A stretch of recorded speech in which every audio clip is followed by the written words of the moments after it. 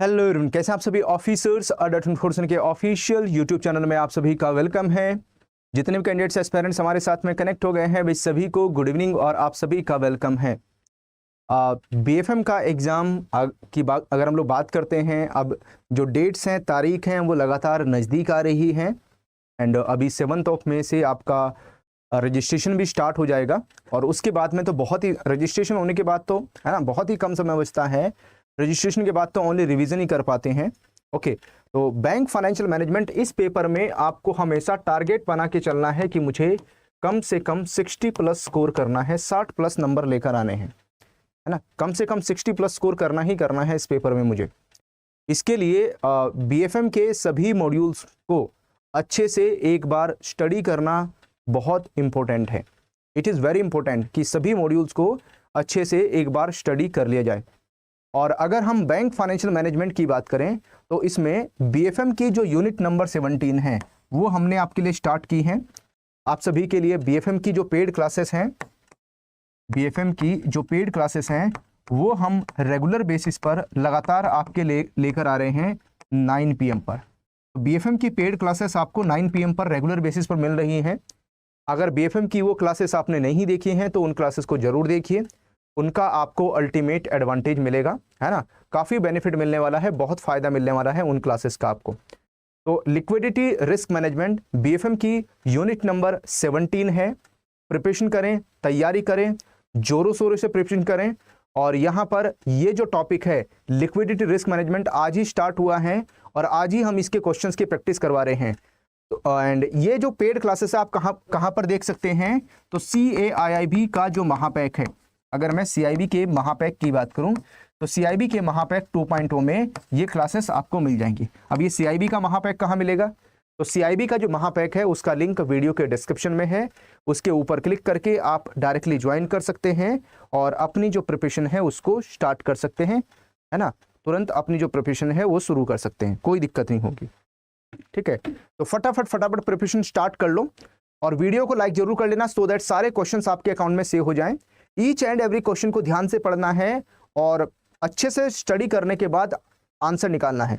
जो 4 ऑप्शंस लगाए गए हैं वो 4 ऑप्शंस आपके लिए हैं, तो आपको 4 ऑप्शंस को बड़े ध्यान से पढ़ना होगा। चलिए, पहला क्वेश्चन नंबर 1 है, according to principles of sound liquidity risk management what is the primary responsibility of a bank's board of director in managing liquidity risk। तो लिक्विडिटी रिस्क को मैनेज करने के लिए अगर हम बैंक के बोर्ड ऑफ डायरेक्टर की बात करते हैं तो बैंक के बोर्ड ऑफ डायरेक्टर की प्राइमरी रिस्पॉन्सिबिलिटी क्या है यहाँ पर, है ना। What is the primary responsibility of bank के बोर्ड ऑफ डायरेक्टर्स की जब लिक्विडिटी को मैनेज करने की बात आती है, लिक्विडिटी रिस्क को मैनेज करने की बात आती है। तो यहाँ पर जो प्रिंसिपल है, principles of sound liquidity risk management, sound का मतलब है यहाँ पर स्ट्रॉन्ग, मजबूत। तो इनमें 4 ऑप्शन है हमारे पास में। चारों ऑप्शंस को पढ़ने के बाद में आपको आंसर बताना है कि इन चारों में से हम कहां पर टिक करें, कौन सा है जो हमारे करेक्ट आंसर को इंडिकेट करेगा, जो हमारे करेक्ट आंसर को बताएगा यहाँ पर।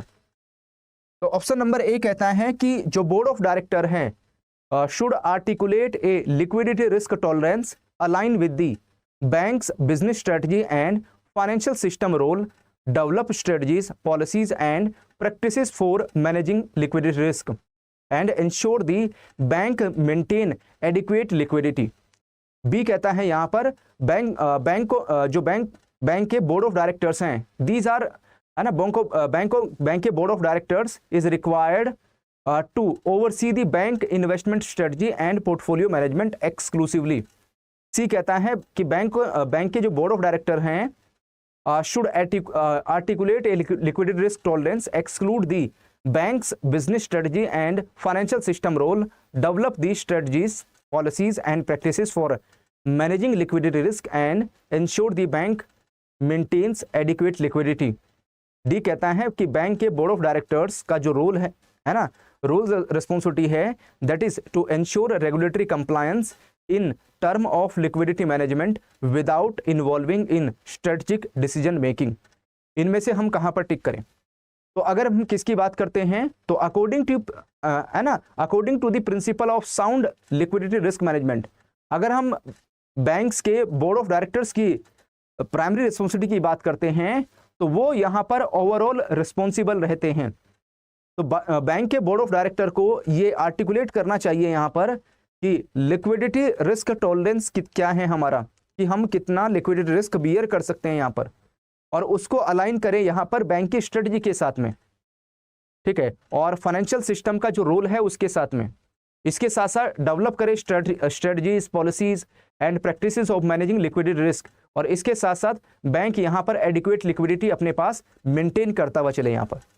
अब यहाँ पर चलो बी तो सामने सामने आपको दिख ही जाएगा रोंग है, लेकिन सी क्यों रोंग है, ये तो ए जैसा ही लग रहा है। तो यहाँ पर board of director should articulate a liquidity risk to tolerant exclude, यहाँ पर एक्सक्लूड नहीं आएगा, इसको यहाँ पर अलाइन करने की बात होगी। एक्सक्लूड की जगह क्या आएगा, एक्सक्लूड की जगह यहाँ पर आएगा अलाइन करना, है ना, तो उसको यहाँ पर अलाइन करेंगे, ठीक है।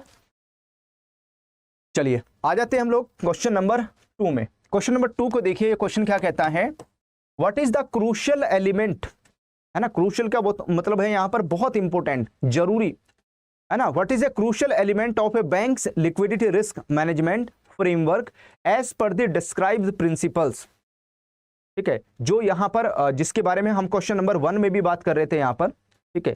तो उसके अकॉर्डिंग अगर आपकी बात करें यहाँ पर, तो बैंक की जो लिक्विडिटी रिस्क को लेकर जो मैनेजमेंट फ्रेमवर्क है ना, कौन सा एलिमेंट यहाँ पर बहुत जरूरी है, कौन सा एलिमेंट बहुत इंपॉर्टेंट हो जाएगा। तो ए बी सी डी में से कौन सा है जो हमारे आंसर को इंडिकेट करेगा, ए बी सी डी में से कौन से किसके ऊपर टिक करें हम लोग, तो आंसर हो जाएगा हमारा बी के ऊपर टिक करेंगे। तो बैंक को यहां पर स्टैब्लिश करने की रिक्वायरमेंट है, एक रोबस्ट फ्रेमवर्क स्टैब्लिश करें, एक बहुत अच्छा जो फ्रेमवर्क है वो स्टैब्लिश किया जाए यहां पर for projecting cash flows from the asset liabilities and off balance sheet items. तो जितने भी यहां पर ऑफ बैलेंस शीट आइटम्स हैं, लायबिलिटीज हैं और एसेट्स हैं, ठीक है, तो यहां से जो कैश फ्लो है उसको प्रोजेक्ट करते हुए जाए यहां पर, ठीक है, और जो अप्रोप्रिएट जो टाइम होरिजोन है उसको कंसीडर करते हुए चलें। तो इसमें हम बी के ऊपर टिक करेंगे, बी हमारा करेक्ट आंसर होगा। चलिए आ जाते हैं हम लोग क्वेश्चन नंबर 3 में। क्वेश्चन नंबर 3 को देखिए, क्वेश्चन नंबर 3 क्या कहता है, incorporating liquidity cost benefit and risk in A bank operations which of the following best describe the comprehensive approach. तो जब हम यहां पर किसकी बात करते हैं, जब लिक्विडिटी कॉस्ट को इनकॉर्पोरेट करने की बात आती है, जब लिक्विडिटी कॉस्ट को इनकॉर्पोरेट करेंगे, है ना, liquidity incorporating liquidity cost benefit and risk, जब बैंक के जो ऑपरेशंस हैं, है ना, उनके साथ में इनकॉर्पोरेट करेंगे यहां पर, तो इनमें से कौन सा है जो बेस्ट तरीके से डिस्क्राइब करेगा कंप्रीहेंसिव अप्रोच को, कंप्रीहेंसिव अप्रोच के बारे में इनमें से कौन सा है जो बेहतर तरीके से यहां पर बताएगा, ठीक है। तो A B C D 4 option है यहां भी हमारे पास में, तो option number A B C and D, इन चारों में से हम कहां पर टिक करें, कौन सा है जो हमारे करेक्ट आंसर को इंडिकेट करेगा। तो ईच एंड एवरी क्वेश्चन को ऑप्शन को ध्यान से पढ़ना है और उसके बाद में आंसर आपको बताते जाना है। तो यहां पर incorporating liquidity cost benefit and risk in internal pricing, है ना, यहां पर किसमें जो इंटरनल प्राइसिंग है, परफॉर्मेंस मेजरमेंट है, न्यू प्रोडक्ट जो अप्रूवल प्रोसेस है यहां पर for all the significant business activities, तो बैंक की जितनी भी यहां पर जरूरी बिजनेस एक्टिविटीज हैं, ठीक है, उनके साथ में इसको यहां पर इनकॉर्पोरेट करें और ensuring A holistic approach for the liquidity management, liquidity management के लिए होलिस्टिक जो अप्रोच है उसका यहां पर बैंक यूज करें, बैंक उसका इस्तेमाल करें, ठीक है। ऑप्शन नंबर बी हमारा रॉन्ग है। ऑप्शन नंबर सी हमारा क्यों रॉन्ग है, इनकॉर्पोरेटिंग क्रेडिट कॉस्ट, तो यहां पर क्रेडिट कॉस्ट से रिलेट ये नहीं करता, it is not related to credit cost. तो इनकॉर्पोरेटिंग क्रेडिट कॉस्ट यहां पर किसकी, हम लिक्विडिटी कॉस्ट की बात कर रहे हैं। उसके बाद में limiting the consideration of liquidity cost, तो ये हमारा यहां पर लिमिटिंग कर रहा है, लिमिट की बात कर रहा है, तो ये भी ऑप्शन हमारा रॉन्ग हो जाएगा। चलिए आ जाते हैं हम लोग क्वेश्चन नंबर 4 में। What is an essential aspect of bank strategy for managing liquidity risk in the context of stress testing. तो जब भी यहां पर स्ट्रेस टेस्टिंग की बात आएगी, जब स्ट्रेस टेस्टिंग करेंगे, तो अगर उस कंटेक्स्ट में देखें यहां पर, तो एसेंशियल जो बहुत जरूरी एस्पेक्ट क्या है यहां पर, जब हम बैंक स्ट्रेटजी की बात करते हैं फॉर मैनेजिंग लिक्विडिटी रिस्क, है ना, लिक्विडिटी रिस्क को मैनेज करने के लिए बैंक की जब स्ट्रेटजी की बात करते हैं, तो उसमें एसेंशियल एस्पेक्ट क्या है यहां पर स्ट्रेस टेस्टिंग में, तो A B C D 4 option है यहाँ पर भी, option number A B C and D, इन चारों में से किसके ऊपर टिक किया जाए। ध्यान से पढ़ते चलिए और मेरे साथ में अपना जो आंसर है वो शेयर कर दीजिए, इसमें हमें कहां पर टिक करना है।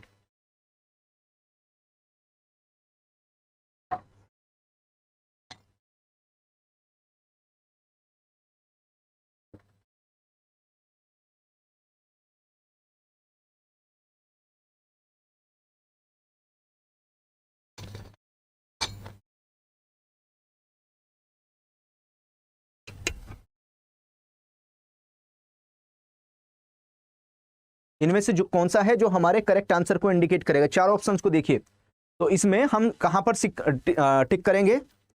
इसमें हमारा जो आंसर है वो हो जाएगा यहां पर सी के ऊपर टिक करेंगे। यहां पर regular conducting stress testing for both short term and protracted institution specific market wise stress scenario, यहां पर उसको ध्यान में रखेंगे। And using outcome to adjust liquidity risk management strategies policies and positions developing effective contingency plan, यहां पर है ना जो इफेक्टिव कंटीजेंसी प्लान है उनको यहां पर डेवलप करने की रिक्वायरमेंट आती है। अब ऑप्शन नंबर ए रॉन्ग क्यों है, ये सही है। तो यहां पर पीरियोडिकल की बात कर रहा है, तो पीरियोडिकल नहीं है ये, रेगुलर यहां पर जो रेगुलर बेसिस पर करनी है कंडक्टिंग स्ट्रेस टेस्ट यहां पर। उसके बाद में short term and protracted institution specific, और यहां पर किसकी बात कर रहा है, यहां पर बात कर रहा है ये लॉन्ग टर्म इंस्टीट्यूशन स्पेसिफिक, तो दैट इज ऑल्सो रॉन्ग। तो यहां पर लॉन्ग टर्म की बात नहीं हो रही, ठीक है। तो बी और डी पहले से ही रॉन्ग है, तो इसमें हम इसके ऊपर सी के ऊपर टिक करेंगे। चलिए आ जाते हैं हम लोग क्वेश्चन नंबर 5 में। क्वेश्चन नंबर 5 को देखिए, what is a key aspect of bank's approach to handling potential reputation contagion in the event of liquidity problem. तो अगर यहां पर कोई लिक्विडिटी प्रॉब्लम हैपन होती है, अगर कोई लिक्विडिटी प्रॉब्लम क्रिएट होती है, तो बैंक के की एस्पेक्ट्स बताइए यहां पर, है ना। बैंक की एस्पेक्ट बताइए, बैंक की अप्रोच क्या रहेगी यहां पर जब बैंक यहां पर हैंडलिंग पोटेंशियल रेपुटेशन कॉन्टागन, है ना, बैंक की रेपुटेशन के ऊपर बैड इंपैक्ट आता है इसका, बैंक की रेपुटेशन के ऊपर गलत असर पड़ता है इसका। तो ऐसे केस में बैंक अपनी रेपुटेशन को कैसे बचाएगा, की एस्पेक्ट्स क्या रहेंगे बैंक के लिए। तो यहां पर हमारे पास में 4 ऑप्शन है, option number A B C D, इन चारों में से कौन सा है जिसके ऊपर टिक करें, कौन सा है जो यहां पर करेक्ट आंसर को बताएगा। तो जब हम किसकी बात करते हैं, की एस्पेक्ट की बात करते हैं, तो ऐसे केस में बैंक को स्टैब्लिश करने की रिक्वायरमेंट है। Bank establishing A system of effective communication with the counter parties, है ना, जितने भी काउंटर पार्टीज हैं उनके साथ में एक इफेक्टिव जो कम्युनिकेशन है वो यहां पर स्टैब्लिश करेगा। और जो है ना जितने भी काउंटर पार्टीज है, क्रेडिट रेटिंग एजेंसीज हैं, जितने भी सारे अदर स्टेक होल्डर्स हैं, उनको यहां पर कम्युनिकेट करेगा, उनको बताएगा इसके बारे में, सो दैट वो पैनिक ना हो। उसके बाद में और इसके साथ साथ to address liquidity problem proactively and maintain transparency, कि लिक्विडिटी प्रॉब्लम क्या है, क्या दिक्कत है, क्या समस्या है, और इसके साथ साथ जो ट्रांसपेरेंसी है मेंटेन करते हुए चलेंगे, कुछ छिपाएंगे नहीं यहाँ पर, है ना, सो दैट यहाँ पर क्या हो, सो दैट यहाँ पर कोई पैनिक वाली सिचुएशन क्रिएट ना हो, है ना। अगर यहाँ पर जो CRA हैं, काउंटर पार्टीज हैं, स्टेक होल्डर्स हैं, अगर उनको बात समझ में आ जाती है तो फिर यहाँ पर बात समझ जाएगी, है ना, फिर ज़्यादा प्रॉब्लम नहीं होगी इसमें। चलिए आ जाते हैं हम लोग क्वेश्चन नंबर 6 में। क्वेश्चन नंबर 6 को देखिए, according to the guidelines on asset liability management, तो ALM को लेकर जो गाइडलाइंस इशू की गई हैं, एसेट लायबिलिटी मैनेजमेंट को लेकर जो गाइडलाइंस इशू की गई हैं, तो according to guidelines on asset liability management ALM system, what role does the board of directors play in the governance of liquidity risk management. तो जब भी हम किसकी बात करेंगे, लिक्विडिटी रिस्क मैनेजमेंट की बात करते हैं, तो ऐसे केस में जो बोर्ड ऑफ डायरेक्टर्स हैं वो क्या है ना रोल प्ले करते हैं। यहां पर बोर्ड ऑफ डायरेक्टर की तरफ से क्या रोल प्ले किया जाता है जब ALM एसेट लायबिलिटी मैनेजमेंट जब सिस्टम की बात करते हैं, उसको लेकर गाइडलाइंस इशू होती हैं। ऑप्शन नंबर ए को देखिए, बी, सी और डी, कौन सा लगता है इसमें से कौन सा करेक्ट आंसर होगा हमारा? इसमें से हम किसके ऊपर टिक करें? तो यहां पर जब हम बोर्ड ऑफ डायरेक्टर्स की बात करते हैं तो board of directors should have overall responsibility, है ना। अगर हम बोर्ड ऑफ डायरेक्टर्स की बात करते हैं तो उनकी ओवरऑल रिस्पॉन्सिबिलिटी रहती है, यहां पर ओवरऑल रिस्पॉन्सिबिलिटी रहेगी बोर्ड ऑफ डायरेक्टर्स की, तो सो दैट यहां पर जो लिक्विडिटी रिस्क है उसको मैनेज करते हुए चले यहां पर। इसके साथ साथ जो स्ट्रेटजी हैं, पॉलिसीज हैं, और उसके साथ साथ यहां पर जो प्रोसीड्यूर्स हैं, इनको जब डिसाइड करने की बात आती है तो ये भी यहां पर बोर्ड ऑफ डायरेक्टर्स की रिस्पॉन्सिबिलिटी रहेगी। और इसके साथ साथ यहां पर बैंक की जो लिक्विडिटी रिस्क है उसको समझना, उसको, है ना, एंश्योरिंग अंडरस्टैंडिंग ऑफ दी, यहां पर बैंक के लिक्विडिटी रिस्क सभी लेवल्स पर, जितने भी सारे लेवल्स हैं उस पर बैंक में जो भी लिक्विडिटी रिस्क अराइज हो रहा है यहां पर, उसको अच्छे से यहां पर बोर्ड ऑफ डायरेक्टर को समझना है। And formulating review the contingent funding plan, कि भाई यहां पर अगर इमरजेंसी सिचुएशन आती है, पैसा कहां से आएगा, ये जो लिक्विडिटी है इसको हम कहां से मीटअप करेंगे, तो इसके लिए फॉर्मुलेट करना और उसको साथ साथ रिव्यू करना। तो जो कंटिजेंट फंडिंग प्लान है, यानी यहां पर अगर अचानक से आकस्मिक बेसिस पर अगर फंड की रिक्वायरमेंट है, पैसे की जरूरत पड़ी, तो कहां से आएगा यहां पर? तो आंसर कौन सा होगा? ए के ऊपर टिक करेंगे। B, board of director responsible is limited, that is also wrong है यहां पर। Board of director should have limited responsibility, तो लिमिटेड, यहां भी लिमिटेड है, यहां भी लिमिटेड, तो लिमिटेड रॉन्ग हो रहे हैं यहां पर। The board of director delegate all responsibility, board of director delegate नहीं करते, बोर्ड ऑफ डायरेक्टर के ऊपर रिस्पॉन्सिबिलिटी रहती है यहां पर, तो सी और डी यहां पर रॉन्ग है। चलिए आ जाते हैं हम लोग क्वेश्चन नंबर 7 में। क्वेश्चन नंबर 7 क्या कहता है? What is the primary responsibility of the risk management committee in A bank liquidity risk management framework. अगर मैं बैंक्स के यहां पर, है ना, बैंक्स के लिक्विडिटी रिस्क मैनेजमेंट फ्रेमवर्क की बात करूं तो what is the primary responsibility?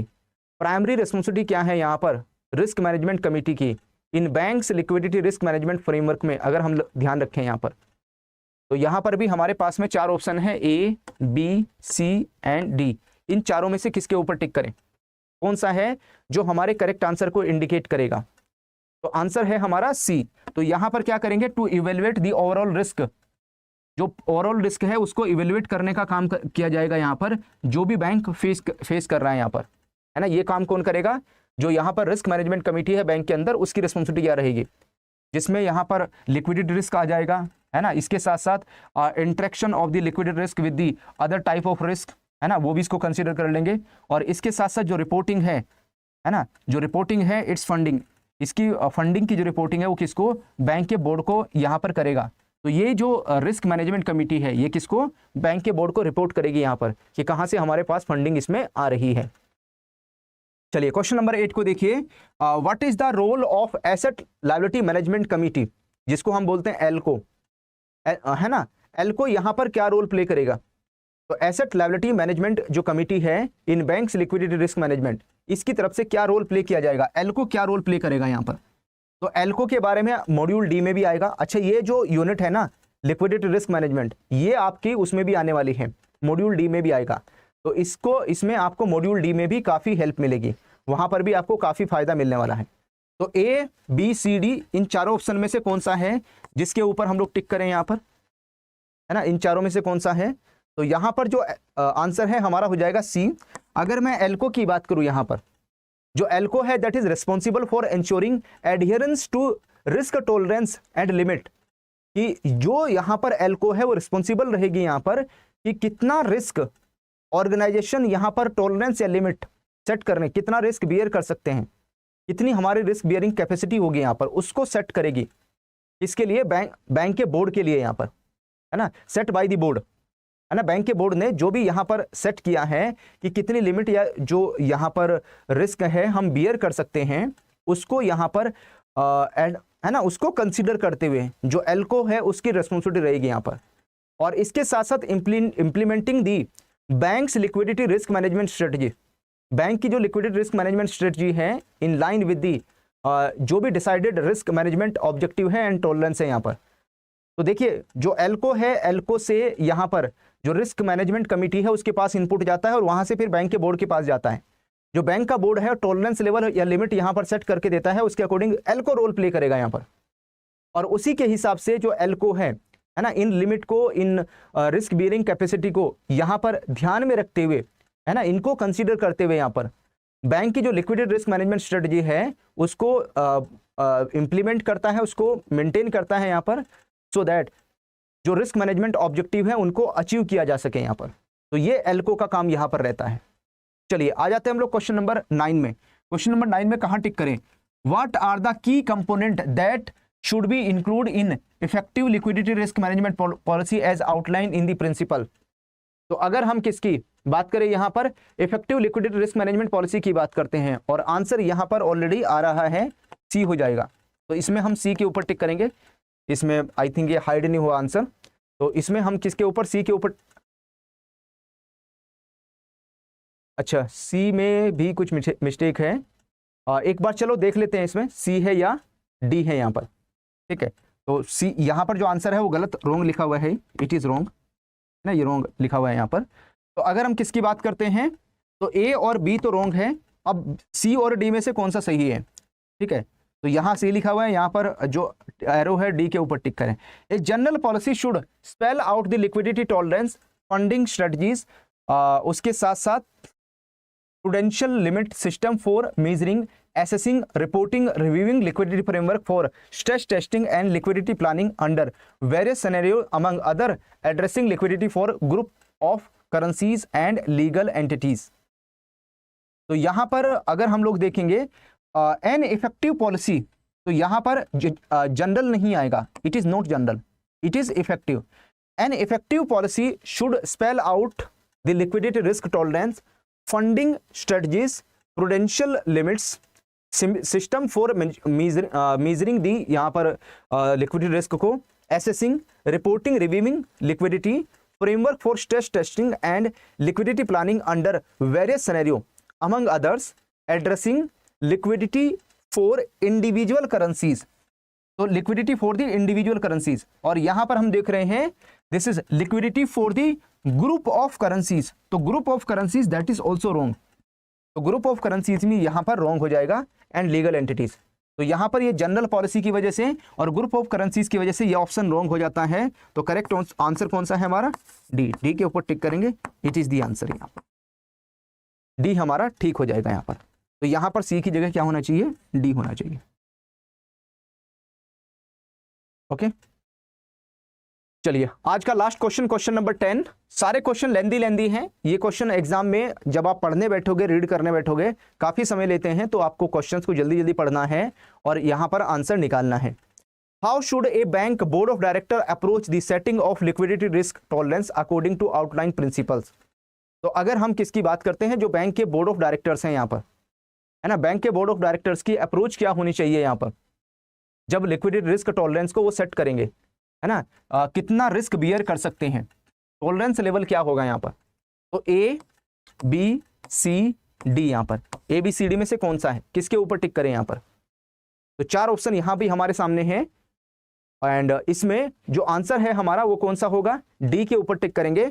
जो बोर्ड ऑफ डायरेक्टर्स हैं ना, अगर हम किसकी बोर्ड ऑफ डायरेक्टर्स की बात करते हैं तो board of directors should set an explicit liquidity risk tolerance. Bank को यहाँ पर, बैंक के बोर्ड ऑफ डायरेक्टर्स को सेट करना है कि वो लिक्विडिटी रिस्क कितना बियर कर सकते हैं यहाँ पर। तो ये बैंक की फाइनेंशियल कंडीशन के ऊपर डिपेंड करेगा कि बैंक की फाइनेंशियल कंडीशन क्या है यहाँ पर, एंड बैंक के पास में फंडिंग कैपेसिटी कैसी है यहाँ पर।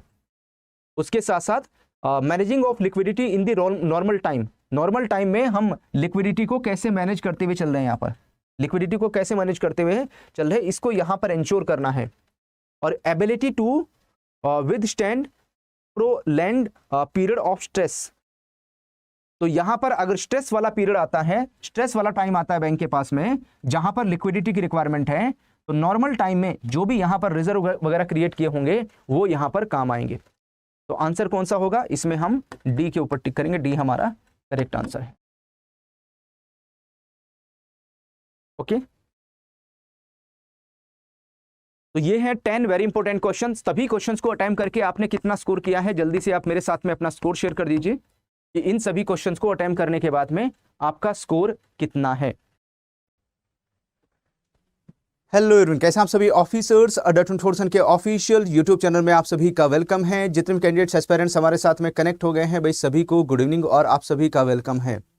लगातार हम आपको बीएफएम की तैयारी करा रहे हैं। बैंक फाइनेंशियल मैनेजमेंट की जो क्लासेस हैं वो आपके लिए रेगुलर बेसिस पर आ रही हैं, और ये जो क्लासेस आपके लिए आ रही हैं, these classes are very important. आप सभी के लिए क्लासेस बहुत इंपॉर्टेंट हैं, और इसमें हम आपके लिए कवर कर रहे हैं वेरी इंपॉर्टेंट क्वेश्चंस जो एग्जाम लेवल के हैं, चाहे वो केस स्टडीज हों चाहे थ्योरिकल क्वेश्चंस हों, दोनों के ऊपर ही हमारा बहुत फोकस है। और अभी बीएफएम की जो पेड क्लासेस हैं वो भी आपके पास रेगुलर बेसिस पर आ रही हैं। तो अगर मैं बीएफएम की पेड क्लासेस की बात करूं तो बीएफएम की पेड क्लासेस हम आपको रेगुलर बेसिस पर 9 PM पर प्रोवाइड कर रहे हैं। तो अगर आपके पास सीआईबी का महापैक 2.0 है तो सीआईबी के महापैक 2.0 में ये जो क्लासेस हैं आज से आप देखना स्टार्ट कर सकते हैं। तो आज से ये जो क्लासेस हैं आपको मिलनी शुरू हो जाएंगी, ठीक है। तो रेगुलर बेसिस पर इन क्लासेस को आप जरूर देखिए, एंड फिर यहाँ पर यूट्यूब पर फेसबुक पर इन क्वेश्चंस की प्रैक्टिस करेंगे तो आपको और ज़्यादा एडवांटेज मिलेगा। सीआईबी के महापैक 2.0 का लिंक वीडियो के डिस्क्रिप्शन में है, और जिस टॉपिक के बारे में आज हमने क्लास में डिस्कस किया उसका नाम है लिक्विडिटी रिस्क मैनेजमेंट, और यहाँ पर हम यूट्यूब पर भी आपको इसका पार्ट 2 करवा रहे हैं, ठीक है। तो this is the unit number 17, ये बीएफएम की यूनिट नंबर 17 है। और इसके बाद में मॉड्यूल बी की एक यूनिट और बचेगी, लास्ट यूनिट रहेगी यूनिट नंबर 18, और उसके बाद में मॉड्यूल बी आपका कंप्लीट हो जाएगा, पूरा हो जाएगा। चलिए मूव करते हैं, हम लोग आगे बढ़ेंगे, क्वेश्चन का सिलसिला स्टार्ट करेंगे। तो पहला क्वेश्चन नंबर 1 आपके सामने स्क्रीन पर है, एंड इस क्वेश्चन को पढ़िए। ये क्वेश्चन क्या कहता है, what factor should be consider by a bank when formulating a strategy for managing liquidity risk. तो यहां पर जब लिक्विडिटी रिस्क को मैनेज करने की बात आती है तो ऐसे केस में बैंक को यहां पर, है ना, बैंक को किस टाइप की जो स्ट्रेटजी है वो बनानी चाहिए, एंड उसमें क्या फैक्टर्स, है ना, क्या फैक्टर्स कंसीडर करते चलेंगे, है ना। ऐसे कौन से फैक्टर्स हैं जिनको कंसीडर किया जाएगा जब बैंक यहां पर स्ट्रेटजी तैयार करेगा, किसको, लिक्विडिटी रिस्क को मैनेज करने के लिए, ठीक है। तो 4 ऑप्शन हमारे पास में है, 4 ऑप्शंस को पढ़िए ध्यान से, ठीक है। और फास्ट पढ़ना है आपको, जल्दी जल्दी पढ़ना है ईच क्वेश्चन को, और उसके बाद में जो आंसर है वो मेरे साथ में शेयर करना है। तो ऑप्शन नंबर ए सबसे लेंदी है, strategy should only focus on cash flows. तो भाई यहां पर जब स्ट्रेटजी की बात कर रहे हैं तो स्ट्रेटजी में यहां पर बोल रहे हैं कि जब बैंक यहां पर फोकस करेगा इंटरनल ऑपरेशंस के ऊपर तो उसे इग्नोर करना चाहिए यहाँ पर, है ना। तो इग्नोर करना गलत बोला गया है कि अपने legal structure, business line, market diversity, इसको इग्नोर करके चलना चाहिए। तो दिस ऑप्शन इज रॉन्ग, ये ऑप्शन यहाँ पर गलत है।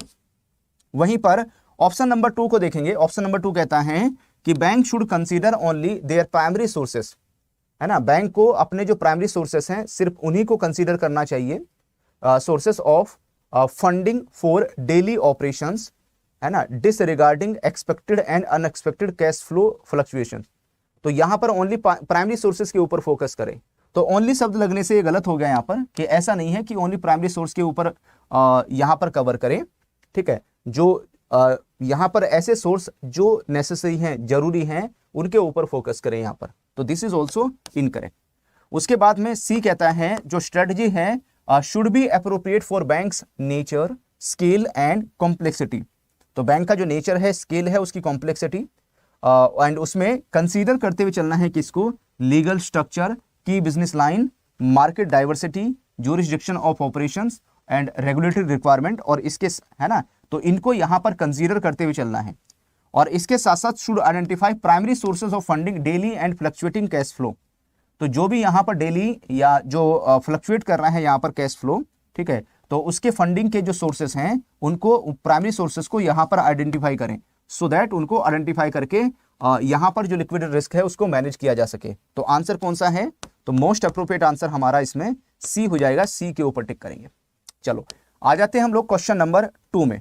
क्वेश्चन नंबर 2 को देखेंगे, एंड क्वेश्चन नंबर 2 क्या कहता है देख लेते हैं इसको। In the process of managing liquidity, है ना, जो लिक्विडिटी मैनेज करने का जो प्रोसेस है, what is a crucial aspect of identification stage. ठीक है, अगर हम यहां पर क्रूशियल एस्पेक्ट की बात करते हैं कि भाई जो क्रूशियल एस्पेक्ट है वो कौन सा है, है ना, what is a crucial aspect of the identification stage as the outline principles, है ना, हमने प्रिंसिपल्स को लेकर बात की यहाँ पर। तो यहाँ पर जो क्रूशियल एस्पेक्ट है आइडेंटिफिकेशन स्टेज का वो कौन सा है इसमें, है ना, कौन सा आएगा इसमें?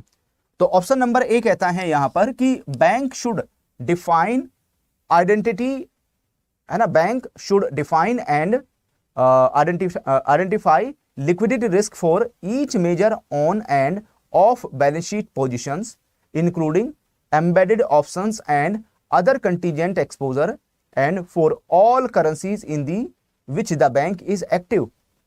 बी कहता है यहां पर, ऑप्शन नंबर बी को देखिए, जो आइडेंटिफिकेशन है, identification should be limited to on balance sheet positions excluding off balance sheet position and embedded options. यहां पर वहीं पर अगर आप ऑप्शन नंबर सी को देखेंगे, ऑप्शन नंबर सी क्या डिफाइन करता है? ऑप्शन नंबर सी किसके बारे में बताता है यहां पर कि जो बैंक है, bank should define and identify liquidity risk for each major and off balance sheet position including embedded options and other contingent exposure and for all the currencies in which the bank is active and bank should only identify liquidity risk for its most profitable business line ignoring less significant areas. तो किस में टिक करेंगे? तो यहां पर ये जो option C है वो बिल्कुल सही चल रहा था, लेकिन बाद में यहां पर है ना ये रॉन्ग हो गया कि बैंक को only identify liquidity risk for its most profitable business line, गलत है। और यहां पर इग्नोर लेस सिग्निफिकेंट एरिया, यहां पर तो ऐसा नहीं है। यहां पर बैंक को अपने सभी जो बिजनेस लाइन है उनको कंसीडर करते हुए चलना होता है, तो इट इज रॉन्ग, ये गलत है। यहां पर ये लिमिटेड है, यहां पर लिमिटेड की वजह से ये दिस इज ऑल्सो रॉन्ग। तो आंसर कौन सा होगा? इसमें हम टिक कर देंगे यहां पर ए के ऊपर। तो ए बैंक शुड डिफाइन और identify liquidity risk for each major, है ना, and on and off balance sheet position. तो चाहे वो ऑन बैलेंस शीट आइटम्स हो या ऑफ बैलेंस शीट आइटम्स हो, यहां पर कोई सी भी हो, ठीक है, जो भी यहां पर मेजर है उसमें आइडेंटिफाई करें, ठीक है, डिफाइन करें and including the embedded options and other जो कंटिजेंट एक्सपोजर है यहां पर उनको भी कंसीडर करते हुए चले for all the currencies in which the bank is active, है ना, उन सभी करेंसीज में जिसमें यहां पर बैंक एक्टिव है उसको इंक्लूड करते हुए चले यहां पर। तो इसमें हम किसके ऊपर टिक करेंगे? यहां पर टिक करेंगे ऑप्शन नंबर ए के ऊपर। ए हमारा करेक्ट आंसर हो जाएगा इस क्वेश्चन को लेकर। चलो आ जाते हैं हम लोग क्वेश्चन नंबर 3 में। क्वेश्चन नंबर 3 को देखेंगे यहां पर, व्हाट इज की कैरेक्टरिस्टिक्स, है ना, अगर हम की कैरेक्टरिस्टिक्स की बात करते हैं of the stock approach in measuring liquidity risk and what limitation does it have. अगर यहां पर स्टॉक अप्रोच का इस्तेमाल किया जाता है, स्टॉक अप्रोच का यूज करते हैं लिक्विडिटी रिस्क को मेजर करने के लिए, तो उसके क्या खासियत है यहां पर, क्या इंपॉर्टेंट की कैरेक्टरिस्टिक्स हैं यहां पर। एंड अगर हम किसकी बात करते हैं, and what limitation does it have, अगर मैं लिमिटेशन की बात करूं तो इसमें लिमिटेशंस क्या है यहां पर।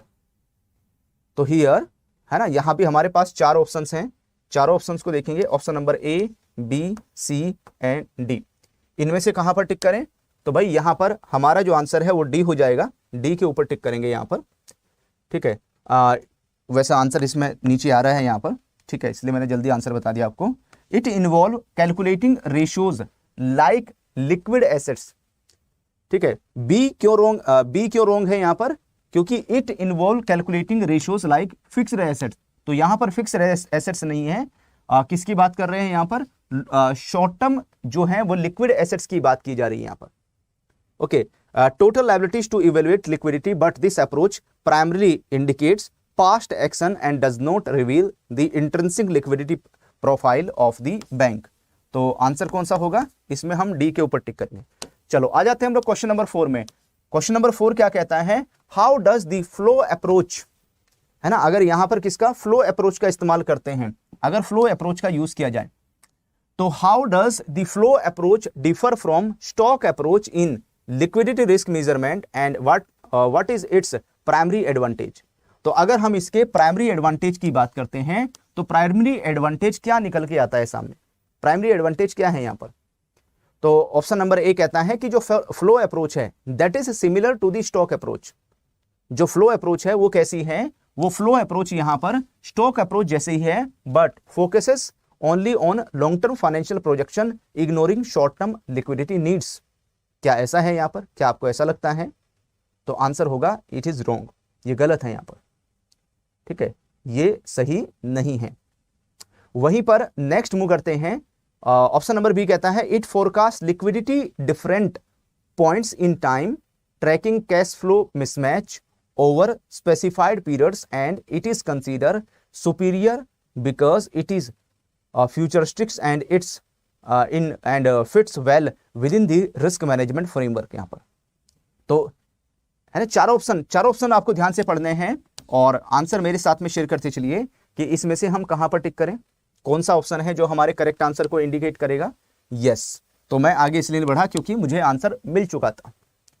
तो जैसे हम बी पर पहुंचे, आंसर मिल गया, तो it forecast liquidity at different points in time.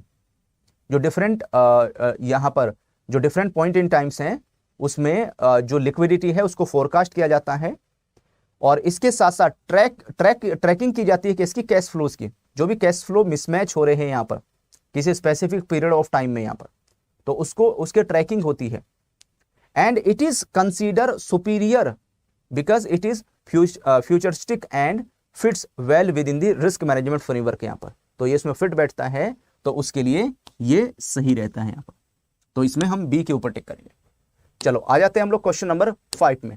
Question number 5 को देखिए, व्हाट डज द रेशियो, है ना, अगर एक रेशियो आपको प्रोवाइड किया गया है, एक रेशियो आपको दिया गया है, what does the ratio volatile liability minus temporary assets, जो वोलेटाइल लायबिलिटीज हैं minus temporary assets divided by earning assets minus temporary assets signify in the context of bank liquidity risk management.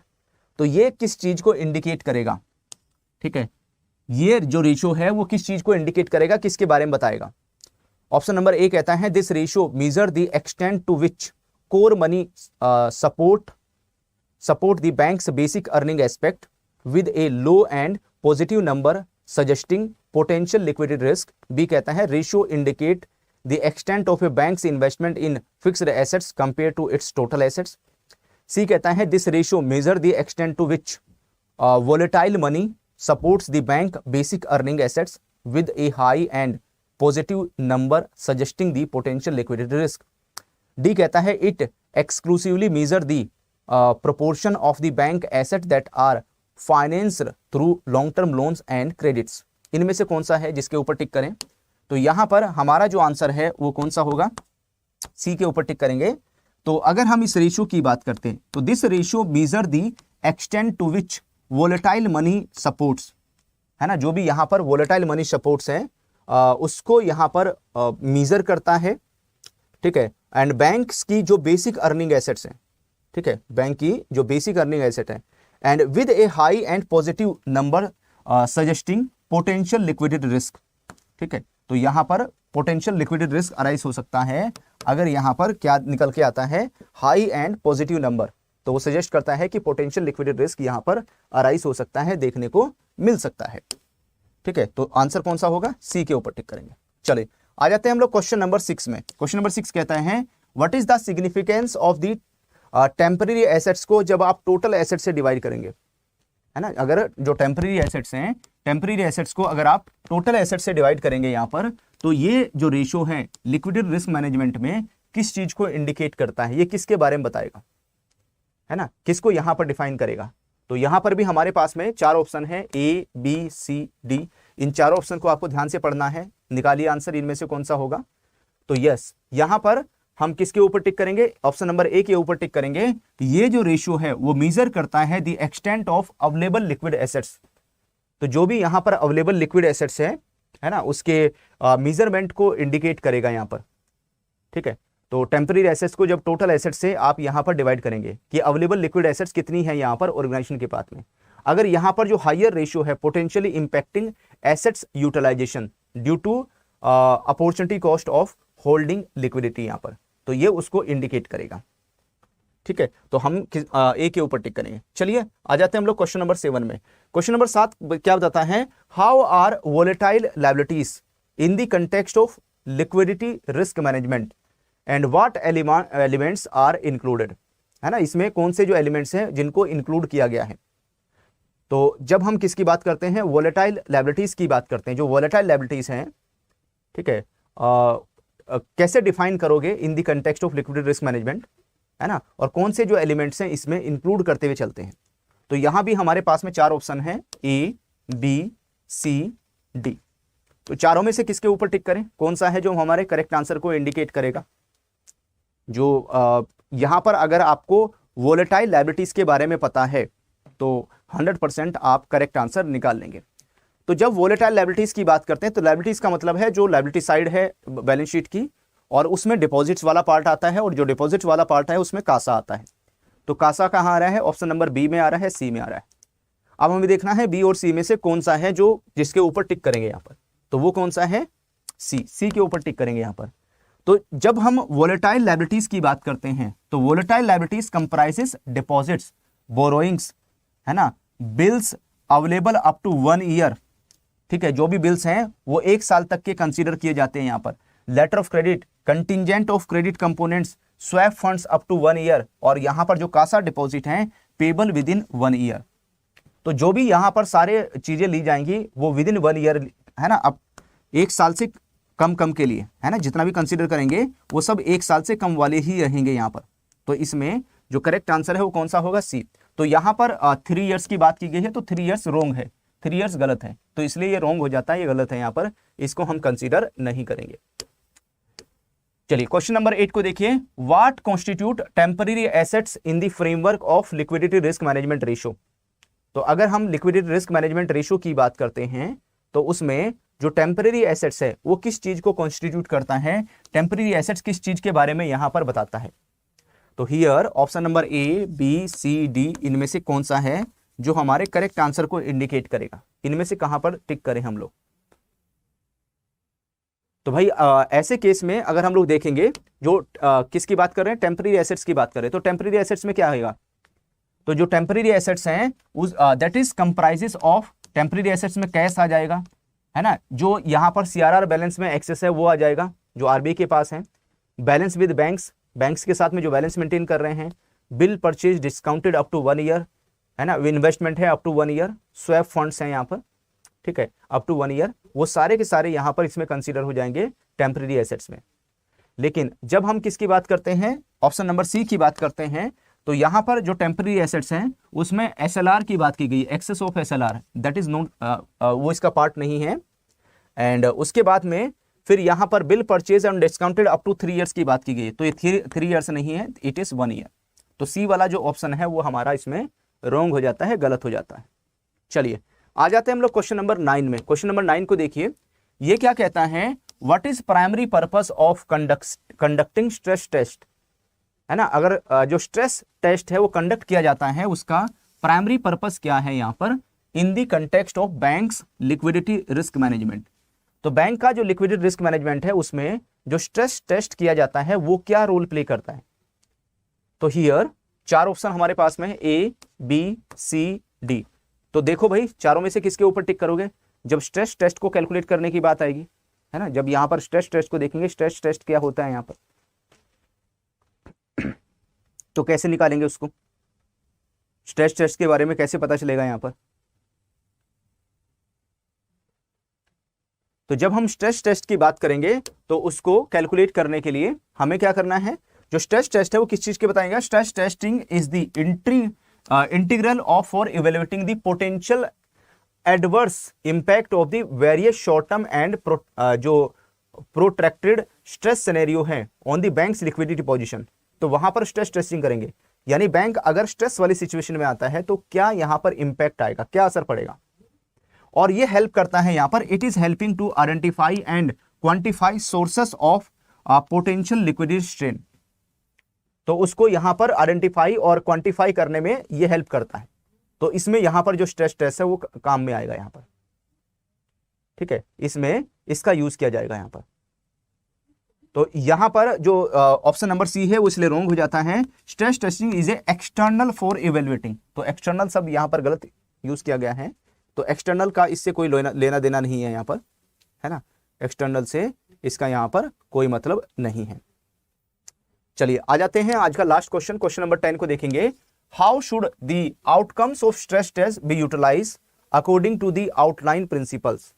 तो जो भी यहां पर स्ट्रेस टेस्ट के result निकल कर आते हैं, जो भी उसके आउटकम निकल कर आते हैं, उनका आप यूटिलाइजेशन कैसे करोगे, उनका आप इस्तेमाल कैसे करोगे यहां पर।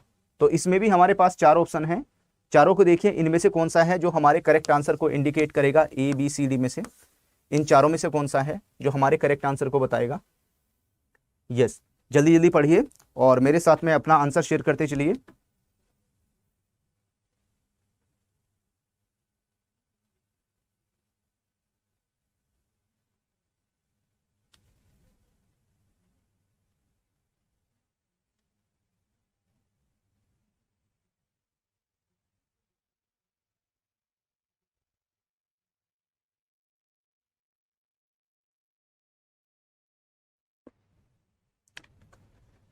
यस, तो शेयर कीजिए मेरे साथ में। यस, बिल्कुल, यहां पर हम किसके ऊपर टिक करेंगे, ए के ऊपर टिक करेंगे। तो outcomes should be thoroughly discussed by ALCO, है ना, जो एसेट लायबिलिटी कमिटी है यहां पर, उसके थ्रू यहां पर, है ना, पूरा डिटेल में डिस्कस होना चाहिए। और इसमें क्या यहां पर रेमेडियल एक्शन लिए जाने चाहिए, ठीक है। जो रेमेडियल एक्शन है, identify to align the bank's liquidity profile with its risk tolerance and inform contingent funding planning. यहां पर कि अगर कोई ऐसी इमरजेंसी वाली सिचुएशन क्रिएट होती है तो उसमें प्लान भी क्या रहेगा यहां पर, है ना, उसके बारे में बताना है। तो सी वाला ऑप्शन रॉन्ग क्यों है, क्योंकि यहां पर outcome should be thoroughly discuss by board of directors. तो ये बोर्ड ऑफ डायरेक्टर्स का नहीं होगा यहां पर, है ना, ये किसका, यहां पर एल्को के थ्रू, है ना, एल्को में डिस्कस होगा। यहां पर एसेट लायबिलिटी जो कमिटी है उसमें यहां पर डिस्कशन रहेगा इसका। चलिए, तो ये थे कुछ 10 वेरी इंपॉर्टेंट क्वेश्चंस एंड मेरे साथ में अपना स्कोर शेयर कर दो।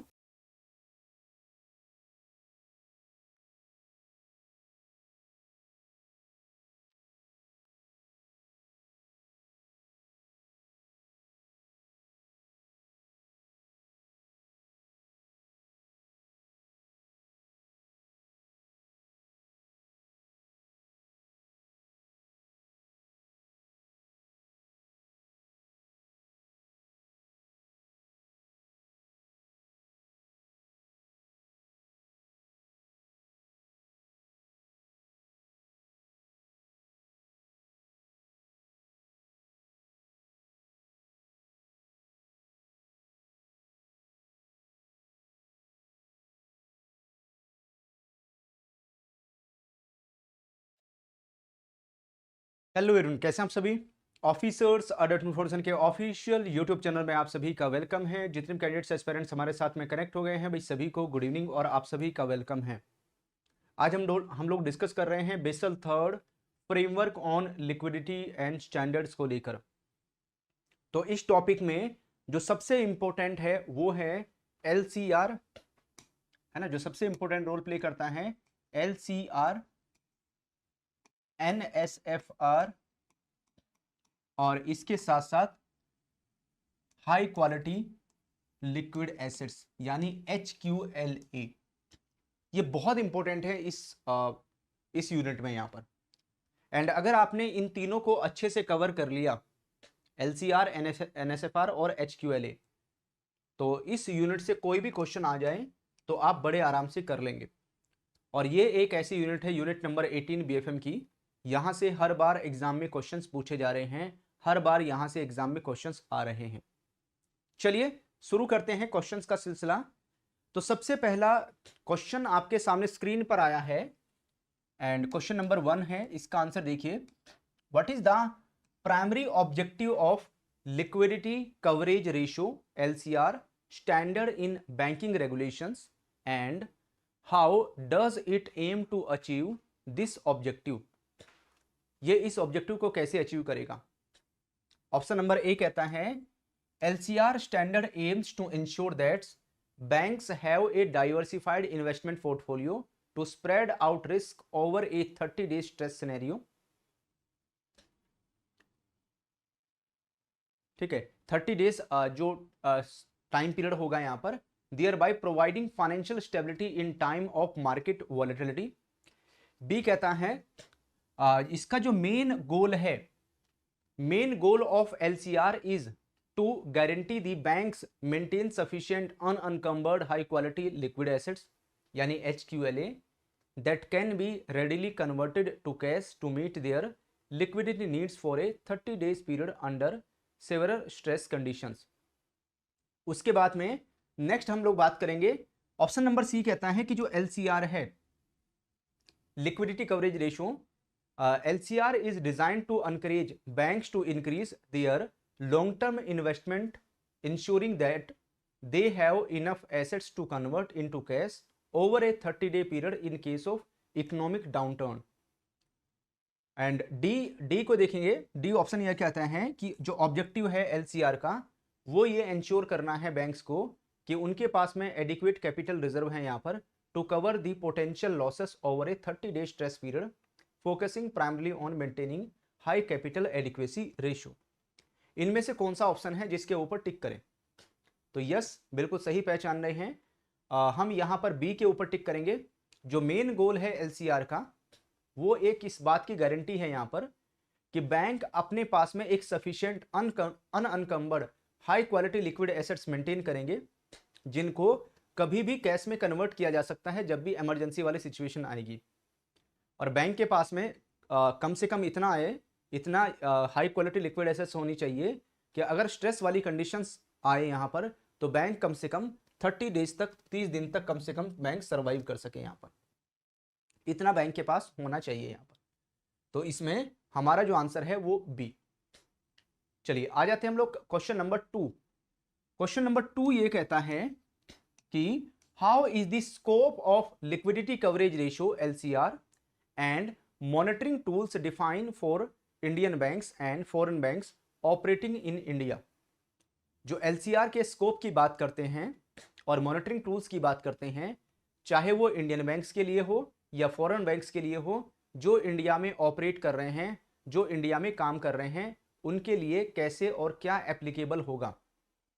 तो ऑप्शन नंबर ए कहता है initially LCR and monitoring tools are applicable for Indian banks at the consolidated level including both domestic and overseas operations, while for foreign banks in India they are applied only to their global operations।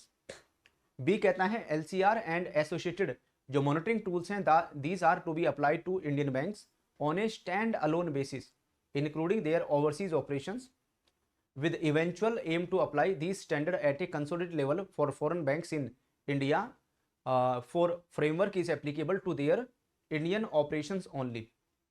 C for both Indian and foreign bank operating in India, the LCR and monitoring tools are applicable at a consolidated level, covering all the global operations without any distinctions between the domestic and overseas activities। इनमें से कौन सा है जो हमारे correct answer को indicate करेगा? तो यहां पर क्वेश्चन नंबर 2 में जो LCR है, अगर मैं LCR की बात करूं या एसोसिएटेड मॉनिटरिंग टूल्स की बात करूं तो वो यहां पर इंडियन बैंक्स के ऊपर स्टैंड अलोन बेसिस पर भी एप्लीकेबल होगा, जिसमें यहां पर उनके ओवरसीज जो ऑपरेशंस है वो भी इंक्लूड हो जाएंगे यहाँ पर। ठीक है, तो उनके ऊपर ये एप्लीकेबल होगा, यहाँ पर स्टैंडर्ड एट ए कंसोलिडेटेड लेवल पर भी होगा। लेकिन जब फॉरेन बैंक्स की बात करते हैं तो फॉरेन बैंक के पास ऊपर इंडिया में ये फ्रेमवर्क उनके इंडिया में जो ऑपरेशंस हैं उन्हीं के ऊपर एप्लीकेबल हो। इंडिया में जो भी वो काम कर रहे हैं, इंडिया में जो भी उनके ऑपरेशंस हैं, बस उसी लेवल पर उनको यहां पर इसको फॉलो करने की रिक्वायरमेंट आएगी। चलिए आ जाते हैं हम लोग क्वेश्चन नंबर 3 में। क्वेश्चन नंबर 3 को देखिए, how is the liquidity coverage ratio LCR calculated for banks and what has been the transactional approach implementing LCR requirement since 2015। तो यहां पर अगर आप देखोगे तो 2015 से किस तरह की जो अप्रोच है वो यहां पर यूज हो रही है। तो 4 ऑप्शन है यहां पर भी हमारे पास, option number A, B, C and D। इन चारों में से कौन सा है जो हमारे आंसर को इंडिकेट करेगा, यहां पर हमारे आंसर को बताएगा।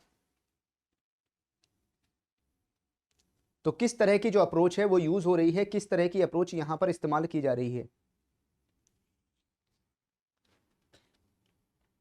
यस, तो यहां पर अगर आप अप्रोच देखोगे तो LCR is calculated by dividing banks stock of high quality liquid assets.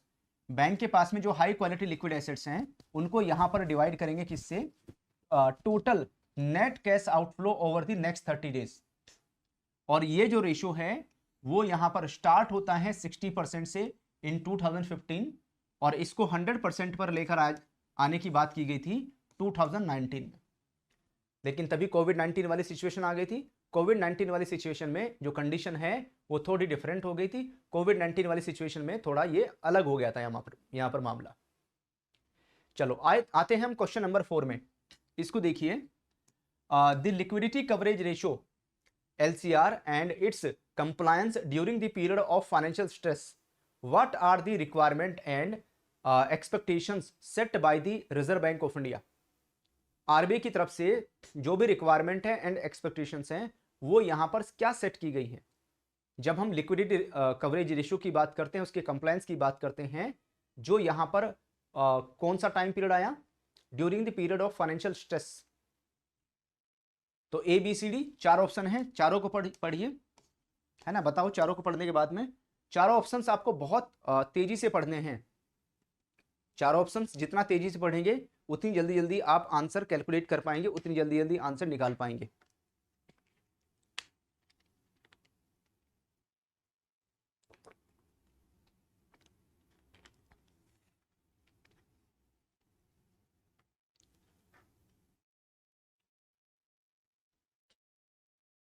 Yes, तो यहां पर RBI ने, रिजर्व बैंक ऑफ इंडिया ने अलाउ किया बैंक्स को कि वो यहां पर स्टॉक ऑफ HQLA, जो high quality liquid of assets का स्टॉक है ड्यूरिंग द फाइनेंशियल स्ट्रेस, तो potentially reducing the LCR below 100%, है ना। फाइनेंशियल स्ट्रेस वाले टाइम पर अगर वो LCR को 100% से कम कर सकते हैं, रिड्यूस कर सकते हैं यहां पर।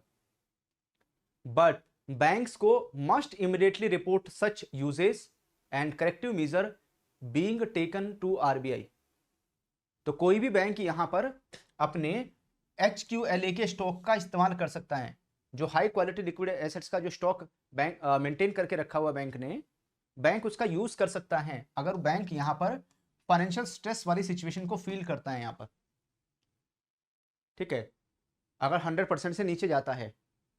लेकिन इसके बारे में RBI को बताना यहां पर जरूरी है ना। इमीडिएट बेसिस पर RBI को रिपोर्ट करे, बताएं यहां पर, एंड जो भी करेक्टिव एक्शन लेने की रिक्वायरमेंट आए वो बैंक यहां पर अपना करेक्टिव एक्शन जरूर ले। तो LCR बैंक को मेंटेन करने की रिक्वायरमेंट होती है, तो 100% यहां पर मेंटेन करने की रिक्वायरमेंट होती है बैंक्स को, तो पूरा 100% मेंटेन करना है LCR। तो ऐसे केस में अगर 100% से नीचे जाएगा तो जो मिनिमम रिक्वायरमेंट है उससे कम हो जाएगा। तो अगर उससे कम होता है तो RBI को तुरंत बताएं कि अगर स्टॉक ऑफ HQLA इस्तेमाल हुआ है तो कहां पर यूज हुआ है। चलिए आगे बढ़ते हैं। उसके बाद में ये था हमारा क्वेश्चन नंबर 4। क्वेश्चन नंबर 4 के बाद में आते हैं क्वेश्चन नंबर 5 में। What are the key components of stress scenario specially by the Basel committee on banking supervision that banks need to consider for maintaining adequate liquidity coverage ratio. तो अगर LCR को maintain करने की बात आती है, तो अगर हम की कंपोनेंट्स की बात करते हैं, की कंपोनेंट्स क्या होंगे यहां पर of the stress scenario that is specified by the Basel committee on banking supervision. तो banks need to consider for maintaining adequate liquidity coverage ratio, LCR maintain करने की रिक्वायरमेंट रहती है। तो ABCD में से कौन सा है जिसके ऊपर हम लोग टिक करें? Option A, option B, option C and option D। चारों को पढ़िए, चारों को पढ़ने के बाद आंसर आपको टिक करना है। इसमें हमें कहां पर टिक करें?